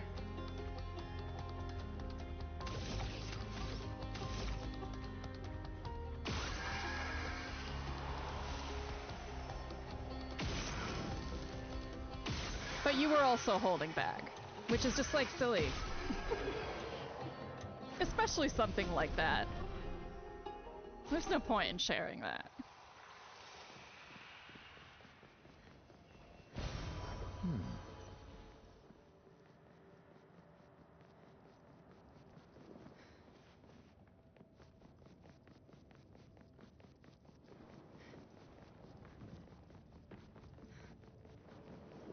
This is a very scary dimension. I'm just gonna lay that out there. Horrifying fabric things.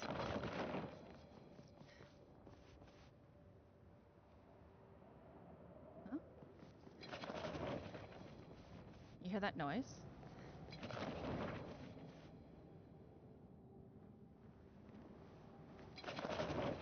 Is it you? Are you reacting?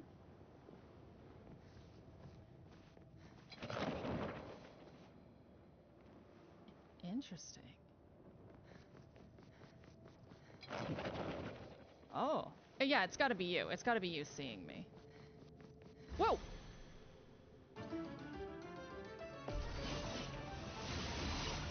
I think so. I think that this is... Well, I actually think that this is fabric. But I think in general, it's supposed to be an oil canvas. Yeah! Ice weakness!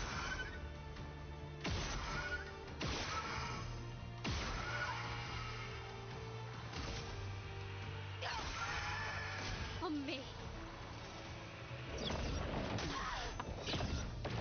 I'm hitting the wrong button for jump.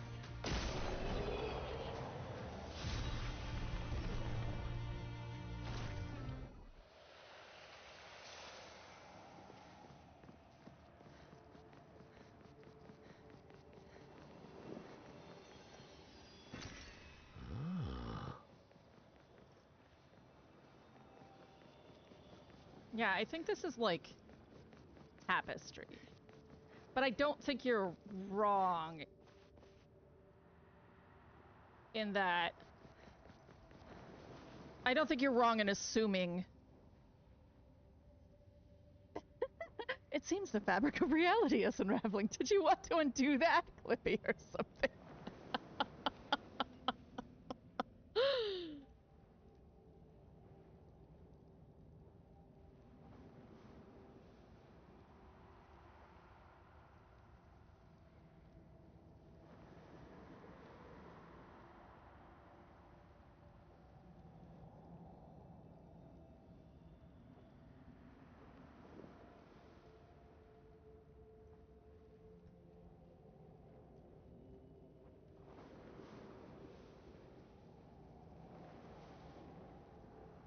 Brushy.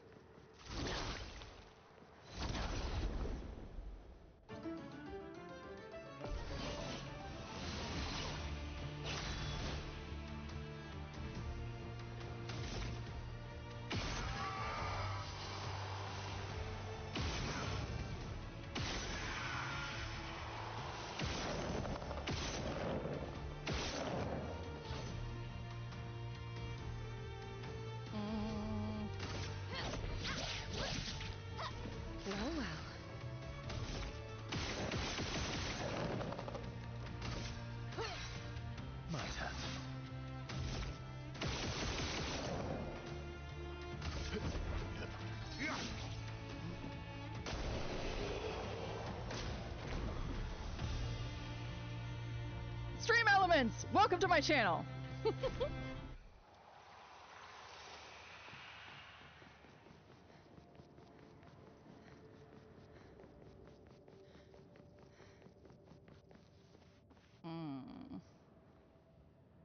Okay.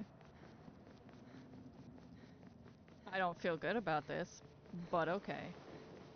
Oh, that looks like a chroma enemy.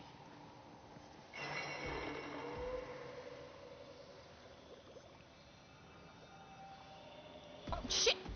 Don't just stand there!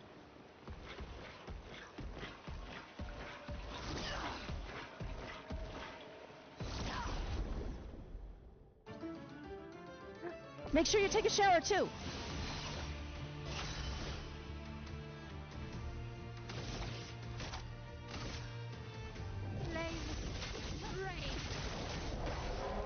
Oh.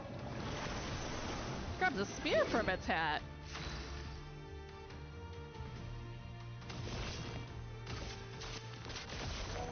You're outmatched.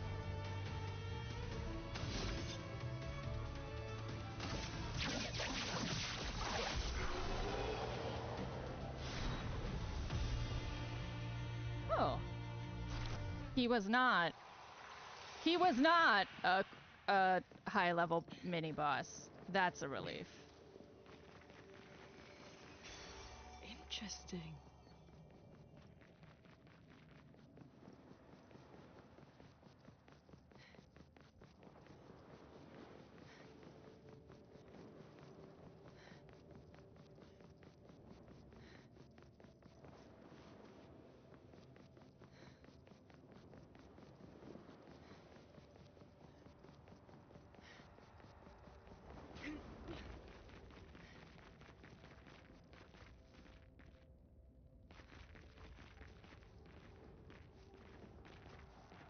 I disapprove of the creepy environmental creepy.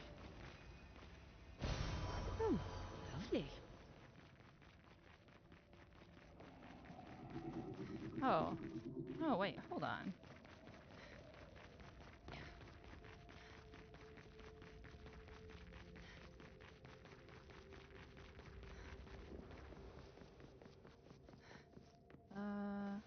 Yeah.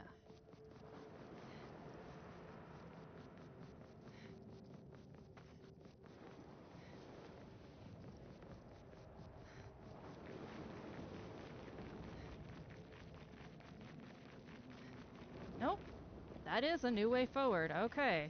Man, this place is intensely confusing.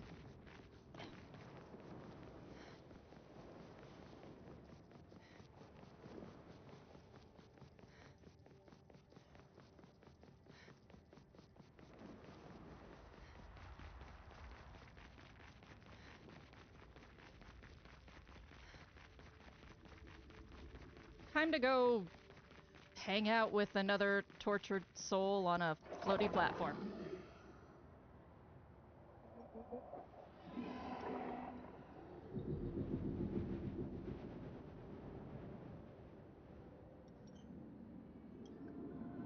This place is huge. Thank Expedition 67 for destroying a lot of the walls to get further. Couldn't progress without that. Feels like home.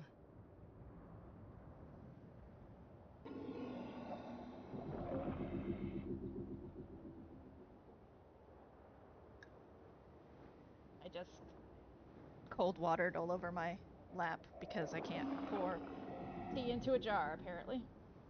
It's fine.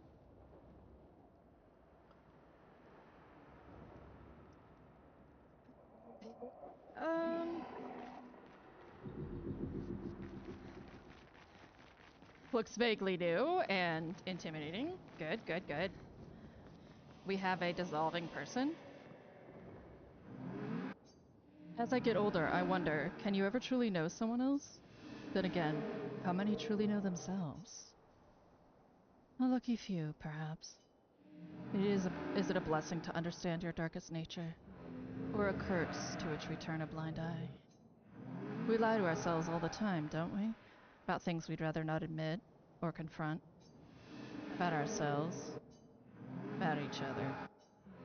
And there are the things we genuinely don't see. Isn't that human nature? I wonder. I have nothing but time these days to wonder. What I missed. And that might have changed things. What is it that I didn't see? That I couldn't make myself see? It sounds like you have many regrets. When did she start pulling away? The man has gone silent.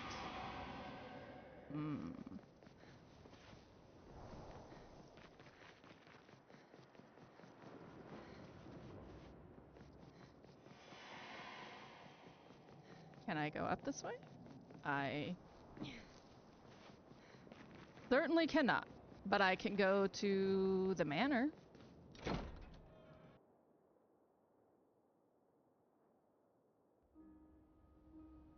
A bathtub. Finally, a bathroom in this joint.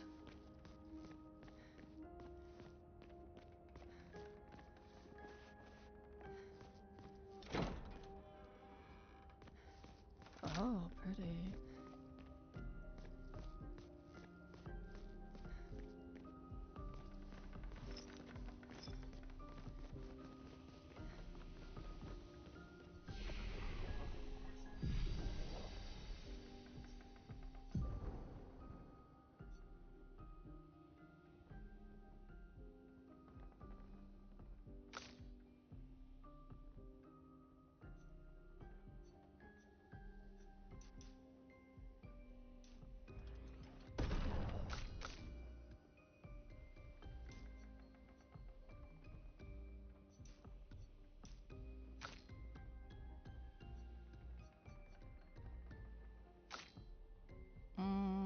I don't want to commit anybody else's until...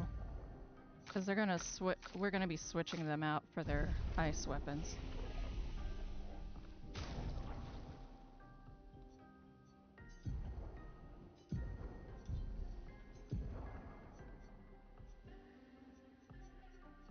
There it is.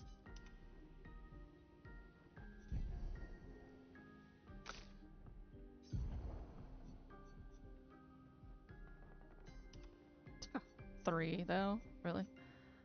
La queso.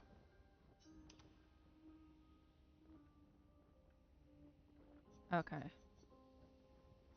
We'll keep Contorso until we see the guy. I don't think she has an ice one. No. I also... 30% increased damage until a hit is received. Powerful on shell. Apply powerful on applying shell. Do you have auto shell on?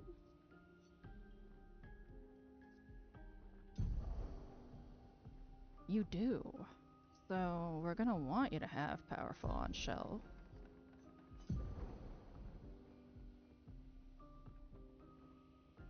Have a nice lurk.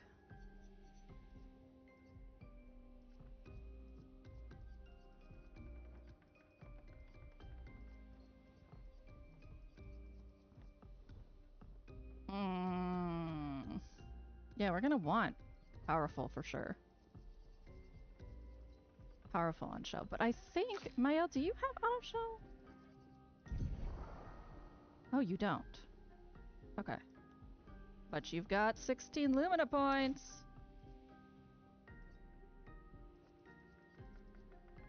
How much is power on shell with? We don't know yet, because I have to equip it.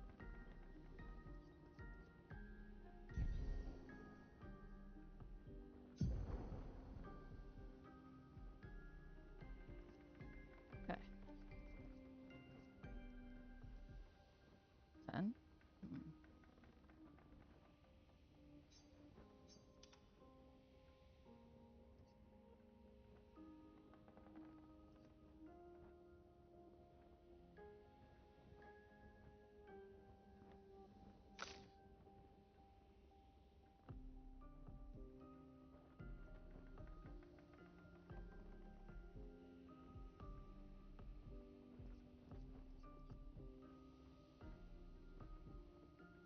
That's just not gonna ever happen for me.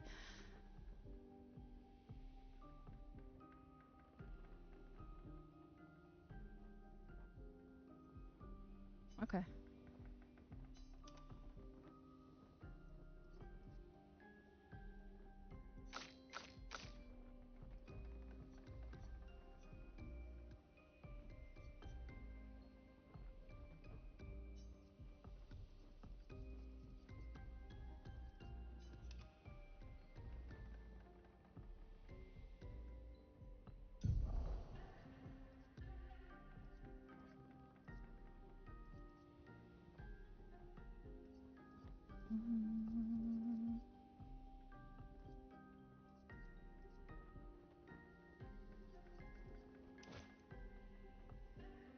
Maybe.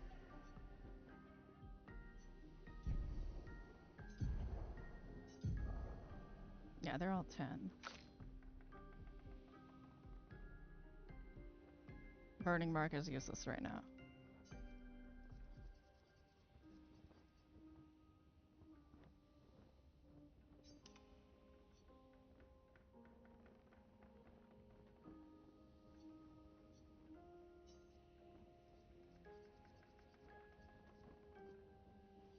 I guess you can learn it even if it's still useless.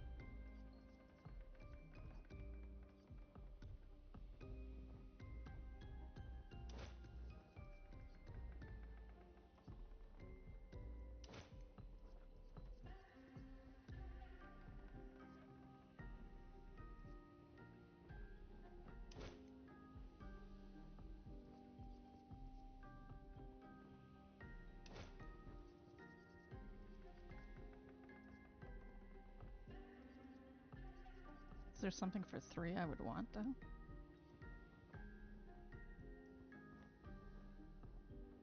Actually, marking shots would be fine.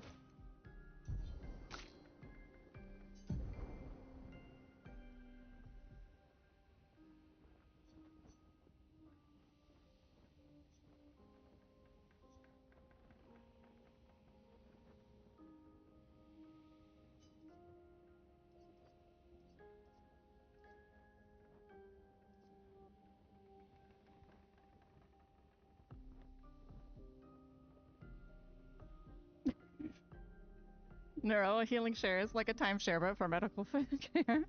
It is indeed. It's like for every medical bill paid, you get like 1/10 of a medical bill.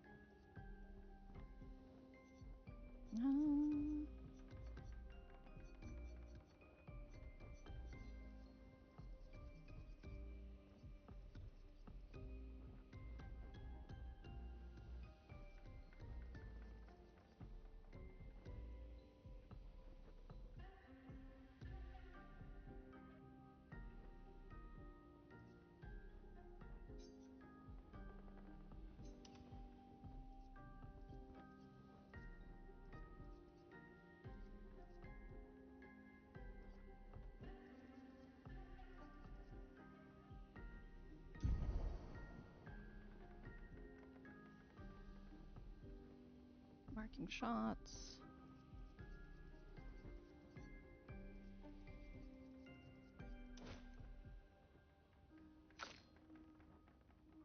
Yeah, burning right now. We do not need. No burnination for you.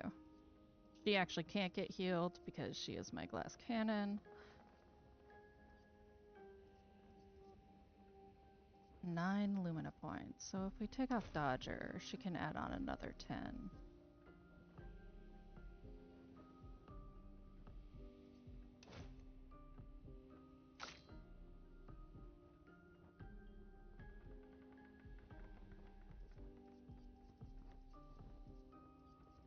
Again, burning shots is useless.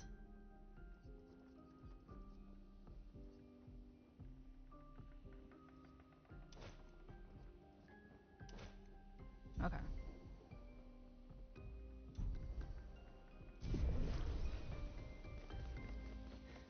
We have unlocked a bathroom.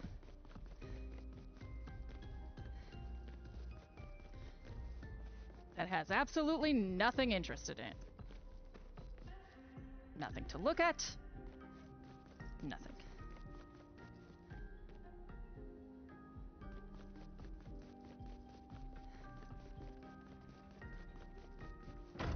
And everything else is still locked. Okay, deuces.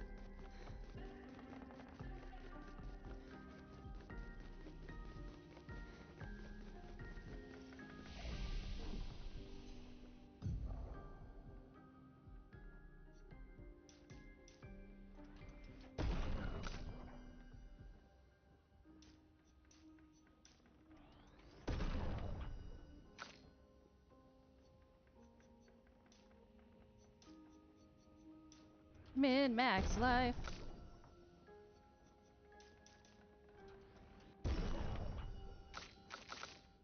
Okay. Deuces.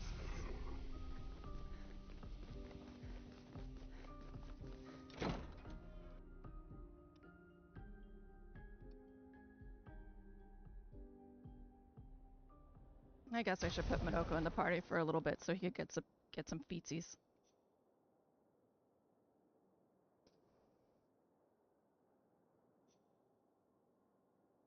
Kills me to do this. Ah, but even leveling.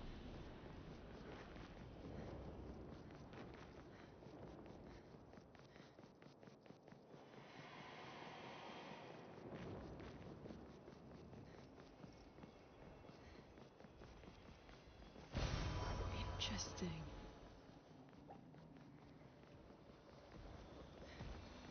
You! No. That!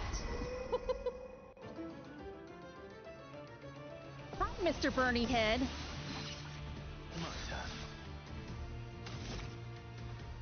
Oh my god, she's so much stronger than all of you. Do you have any skills for 2? No. Yes? Marking shot. Okay. Nah.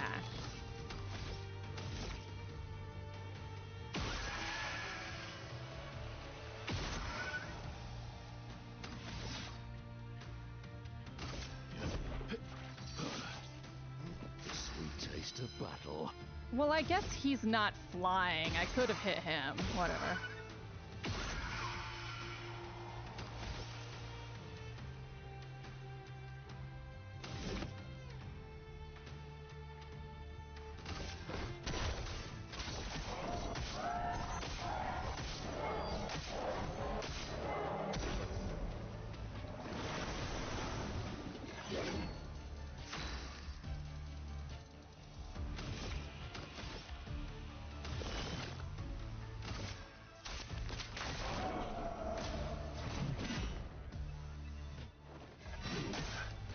Two, three. Nope. No! So bad. So bad at that. Okay. Balanced. JK. You're outmatched.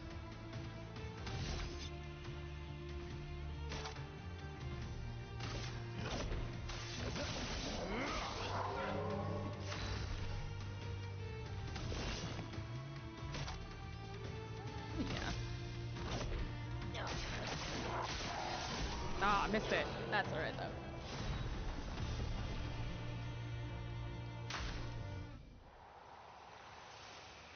Ballet's foot. This foot allows Minoko to use a new skill. Venezuela's foot. Awesome.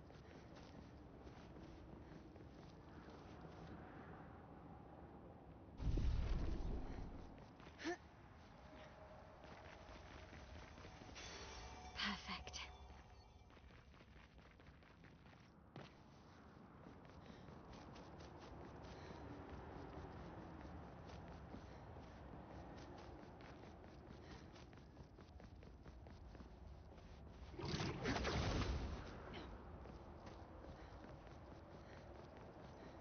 It all looks kind of like Esquier, really. Nice. Very canvasy, puffy.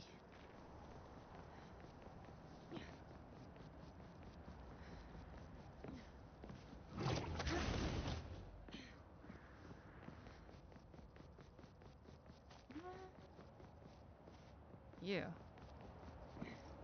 Okay. So I think I can get there from the other platform and I just didn't see it.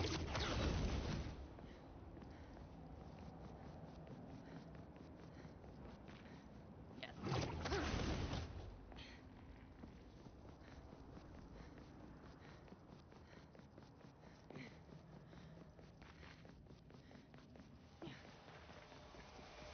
Let's go, motherfucker! No? Let's try again! No! One more time!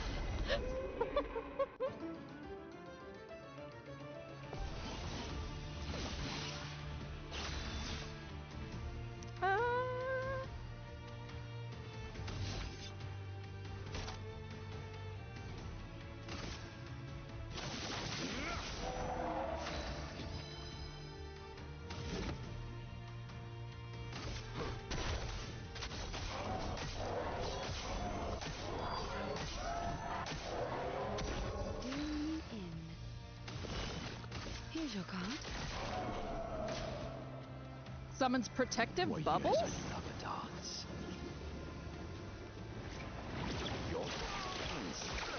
Well.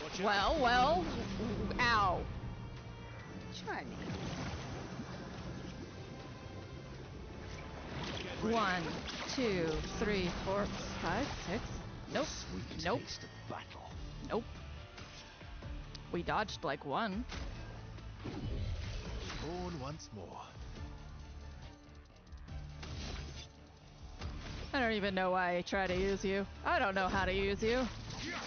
I have to be good at dodging to use you. That's like the entirety of your set.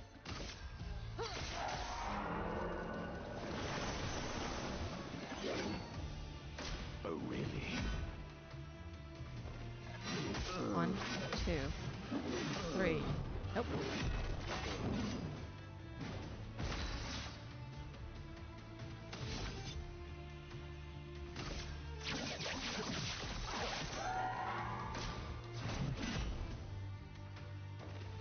One, 2, 3. 4? Ah ha ha ha. Full deck. Okay. Full deck indeed. Welcome back.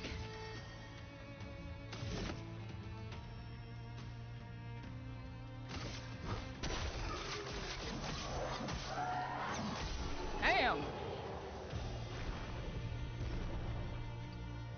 God bless the min-max.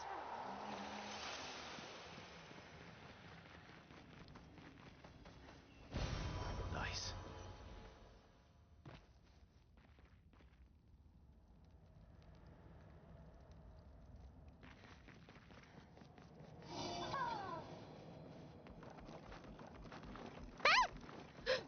Oh no, it's a mime! It's a fucking mime! It's a mime! Fucking mime! Mime! Mime! Oh!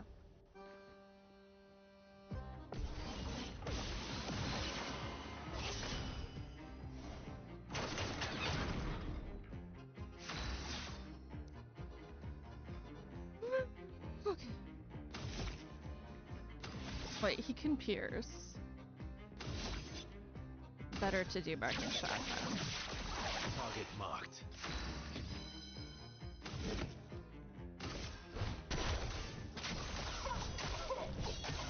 Oh my god, that is such meaningless damage.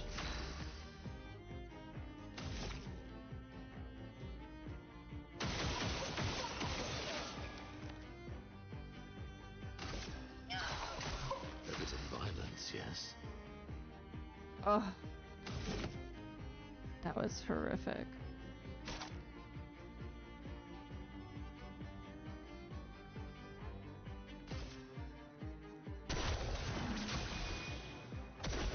Careful now.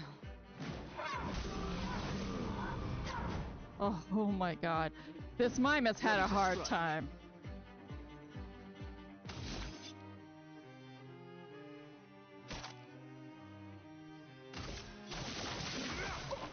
Here we go.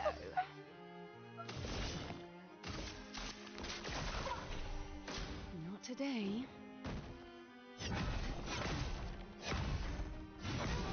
Oh, why am I so bad? I've got to learn how to dodge in this damn game. Let's go again.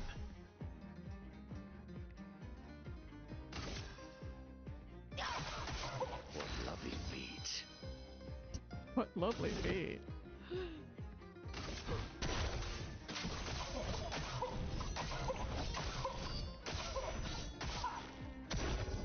That's more like it.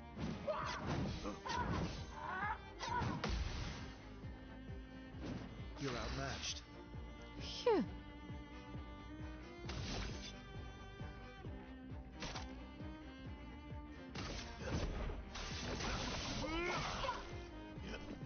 Incoming.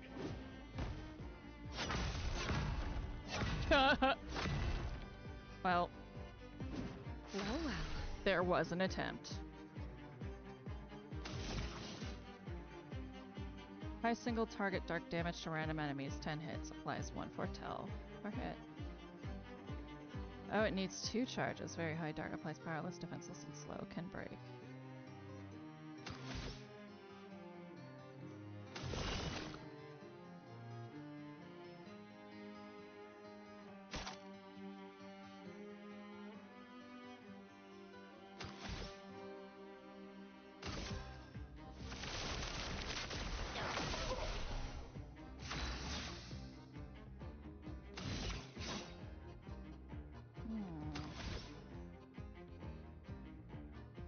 The big thing with mimes is you have to break them, so I can't be wasting stuff on things that won't break.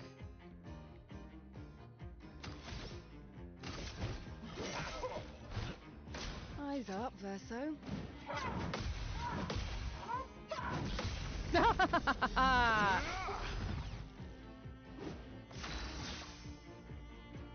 Oh, that felt rewarding.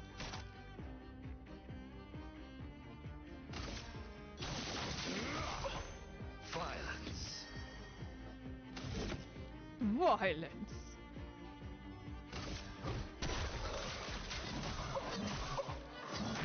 Yes.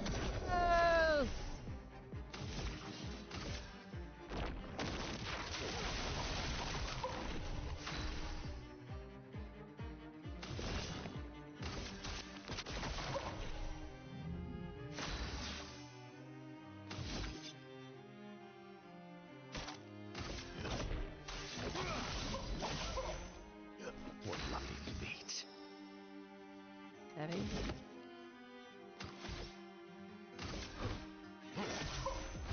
Doing in.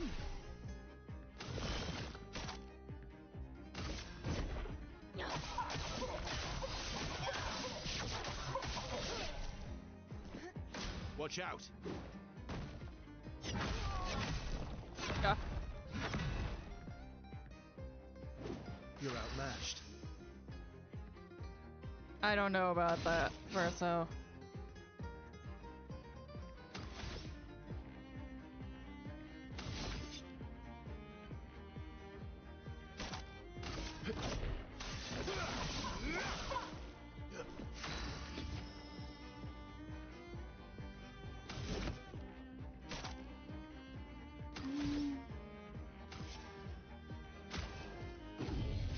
Like a phoenix.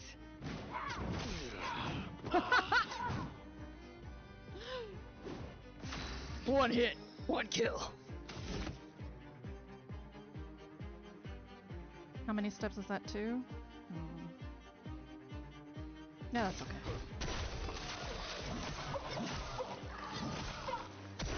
Ready.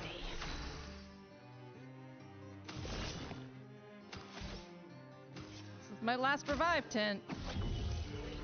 Don't worry. I'm here. Well, easier said than done. My turn.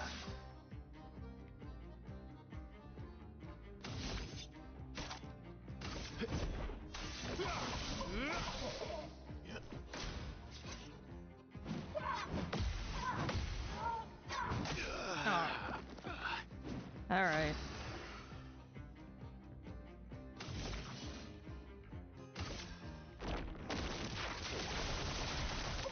Well.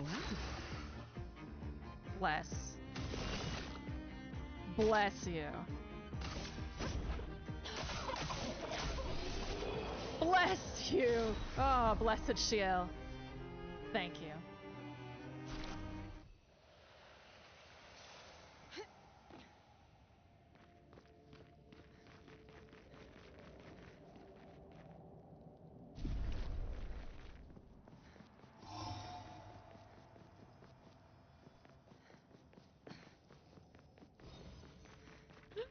These fucking devs, man. They made a game where you start freaking out if a mime comes at you.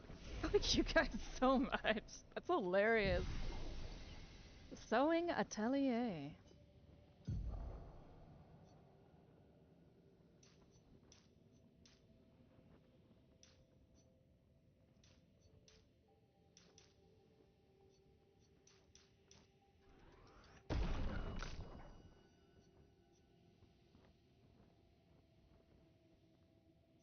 Verso, you need vitality. We're not going to be dumb in Dark Souls about this. You're falling over dead all the time.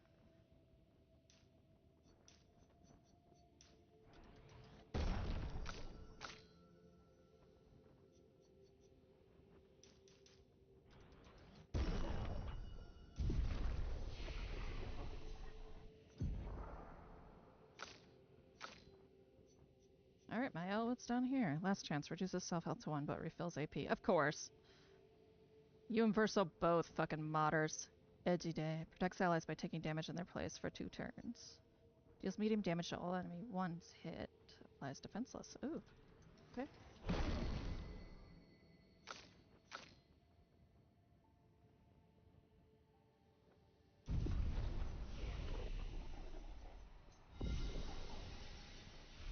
Alright. We have survived the attack of the mime. Sewing Atelier, What's hey? that? The tissue. It works for Siren. So he creates all of that for her. We should take it out. It would definitely be an advantage against Irene. Leticia, the fabric weaver.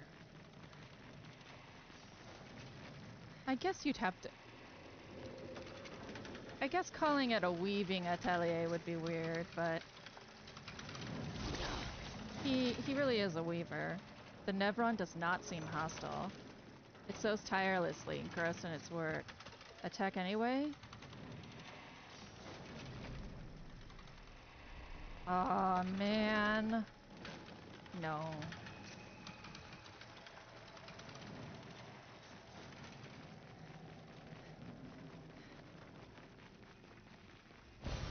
Well, that will help. I'm gonna regret this.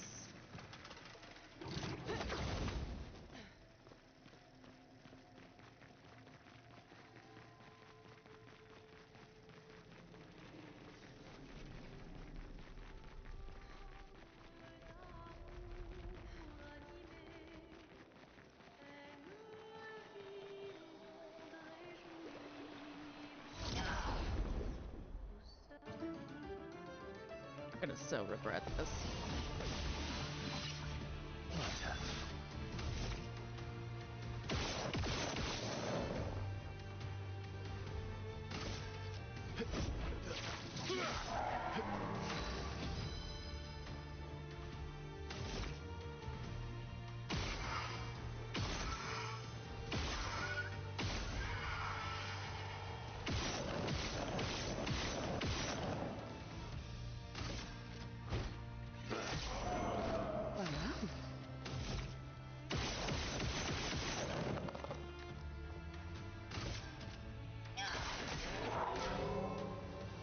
Oh no, the fucking bubbles!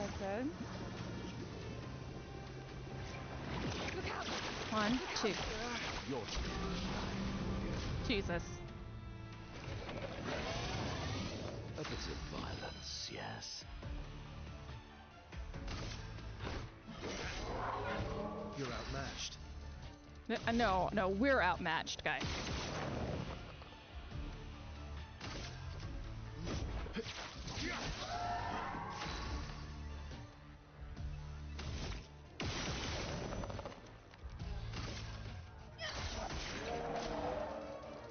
No, more projectiles! I'm so bad at projectiles! Just try it. Yours. Foolish. Hey!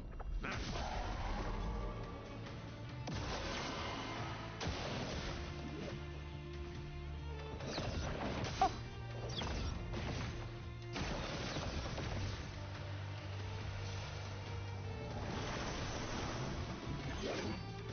Violence.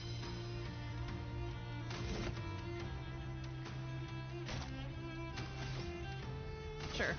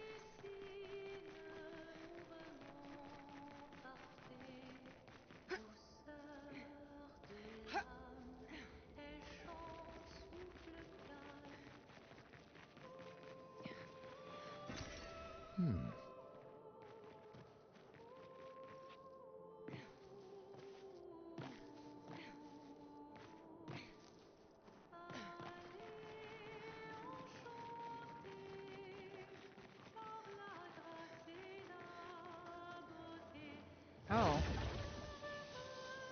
This is a snake.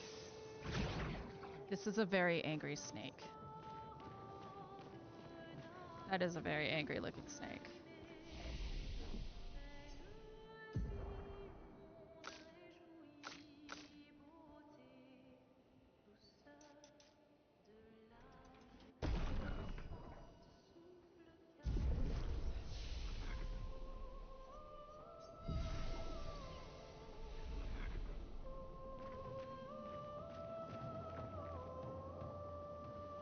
Alright. We can't mess around.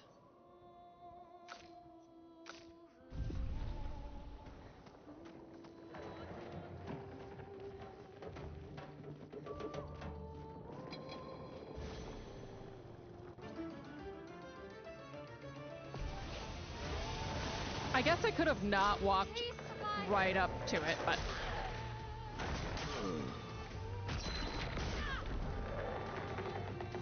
Time to bleed.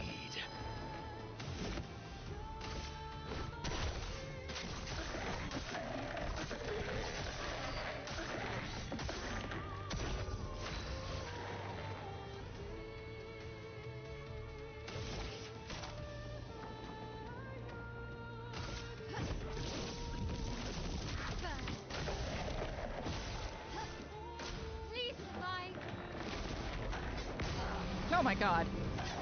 Oh my god.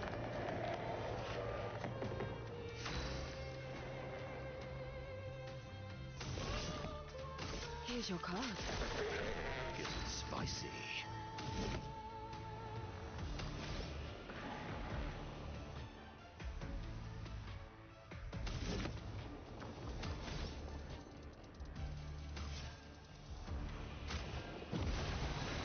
It likes you.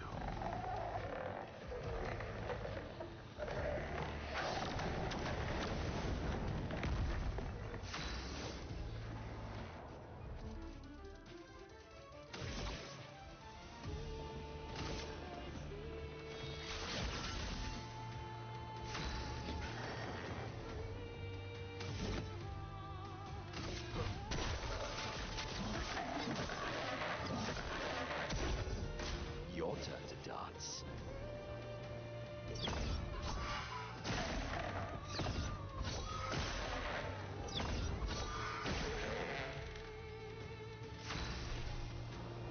Sorry about it, Glissando.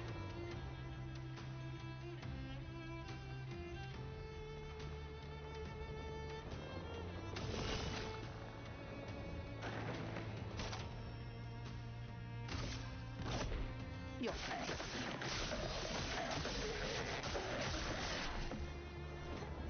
Not today.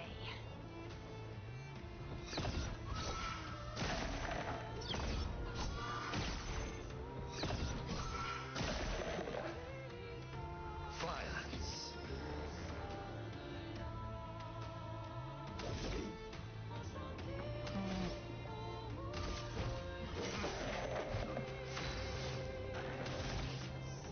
You have a skill that can break? Yes.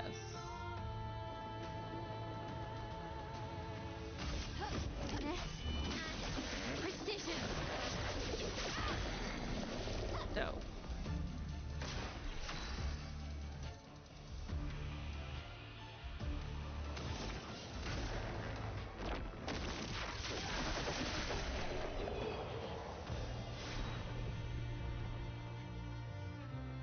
Ooh, that's a pretty costume.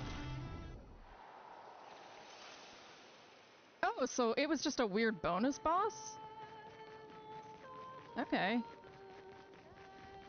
I enjoy that. I can take that. It was all for an outfit. I support this. Whose outfit was it?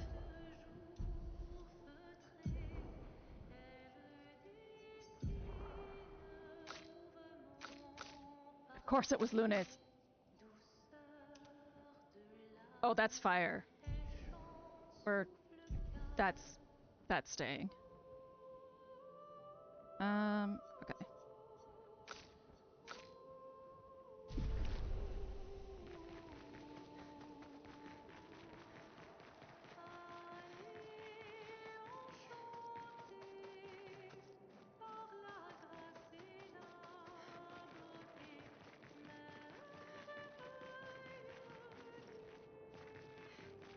What are you doing over here? Okay, that's the direction we can go. Okay.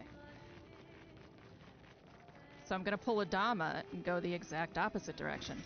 Well, that will help.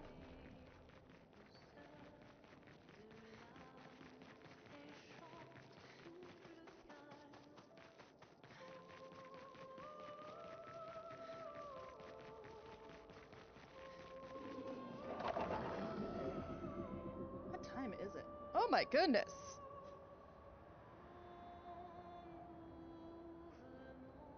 Ooh, it might be time to call it. It's late.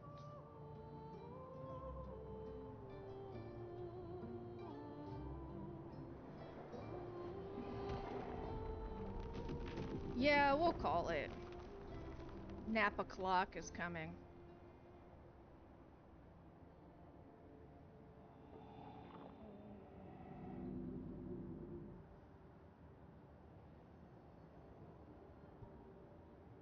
There's a flag. Delightful.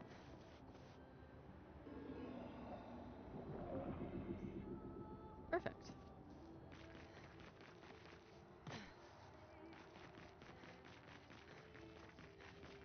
Ooh, and a journal entry. Luke, Expedition 67.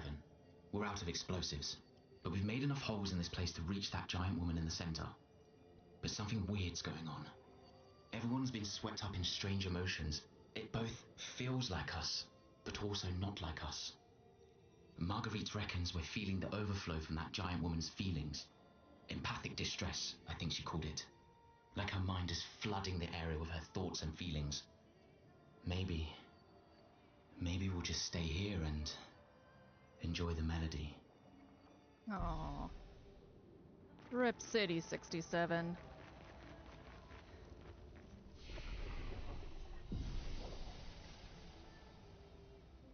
Alright, y'all. My lookers.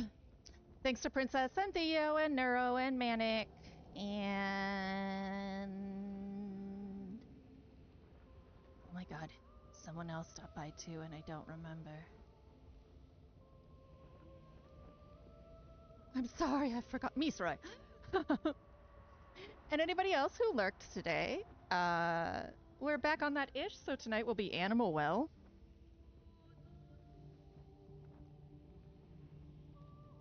And we're gonna finish this glorious game.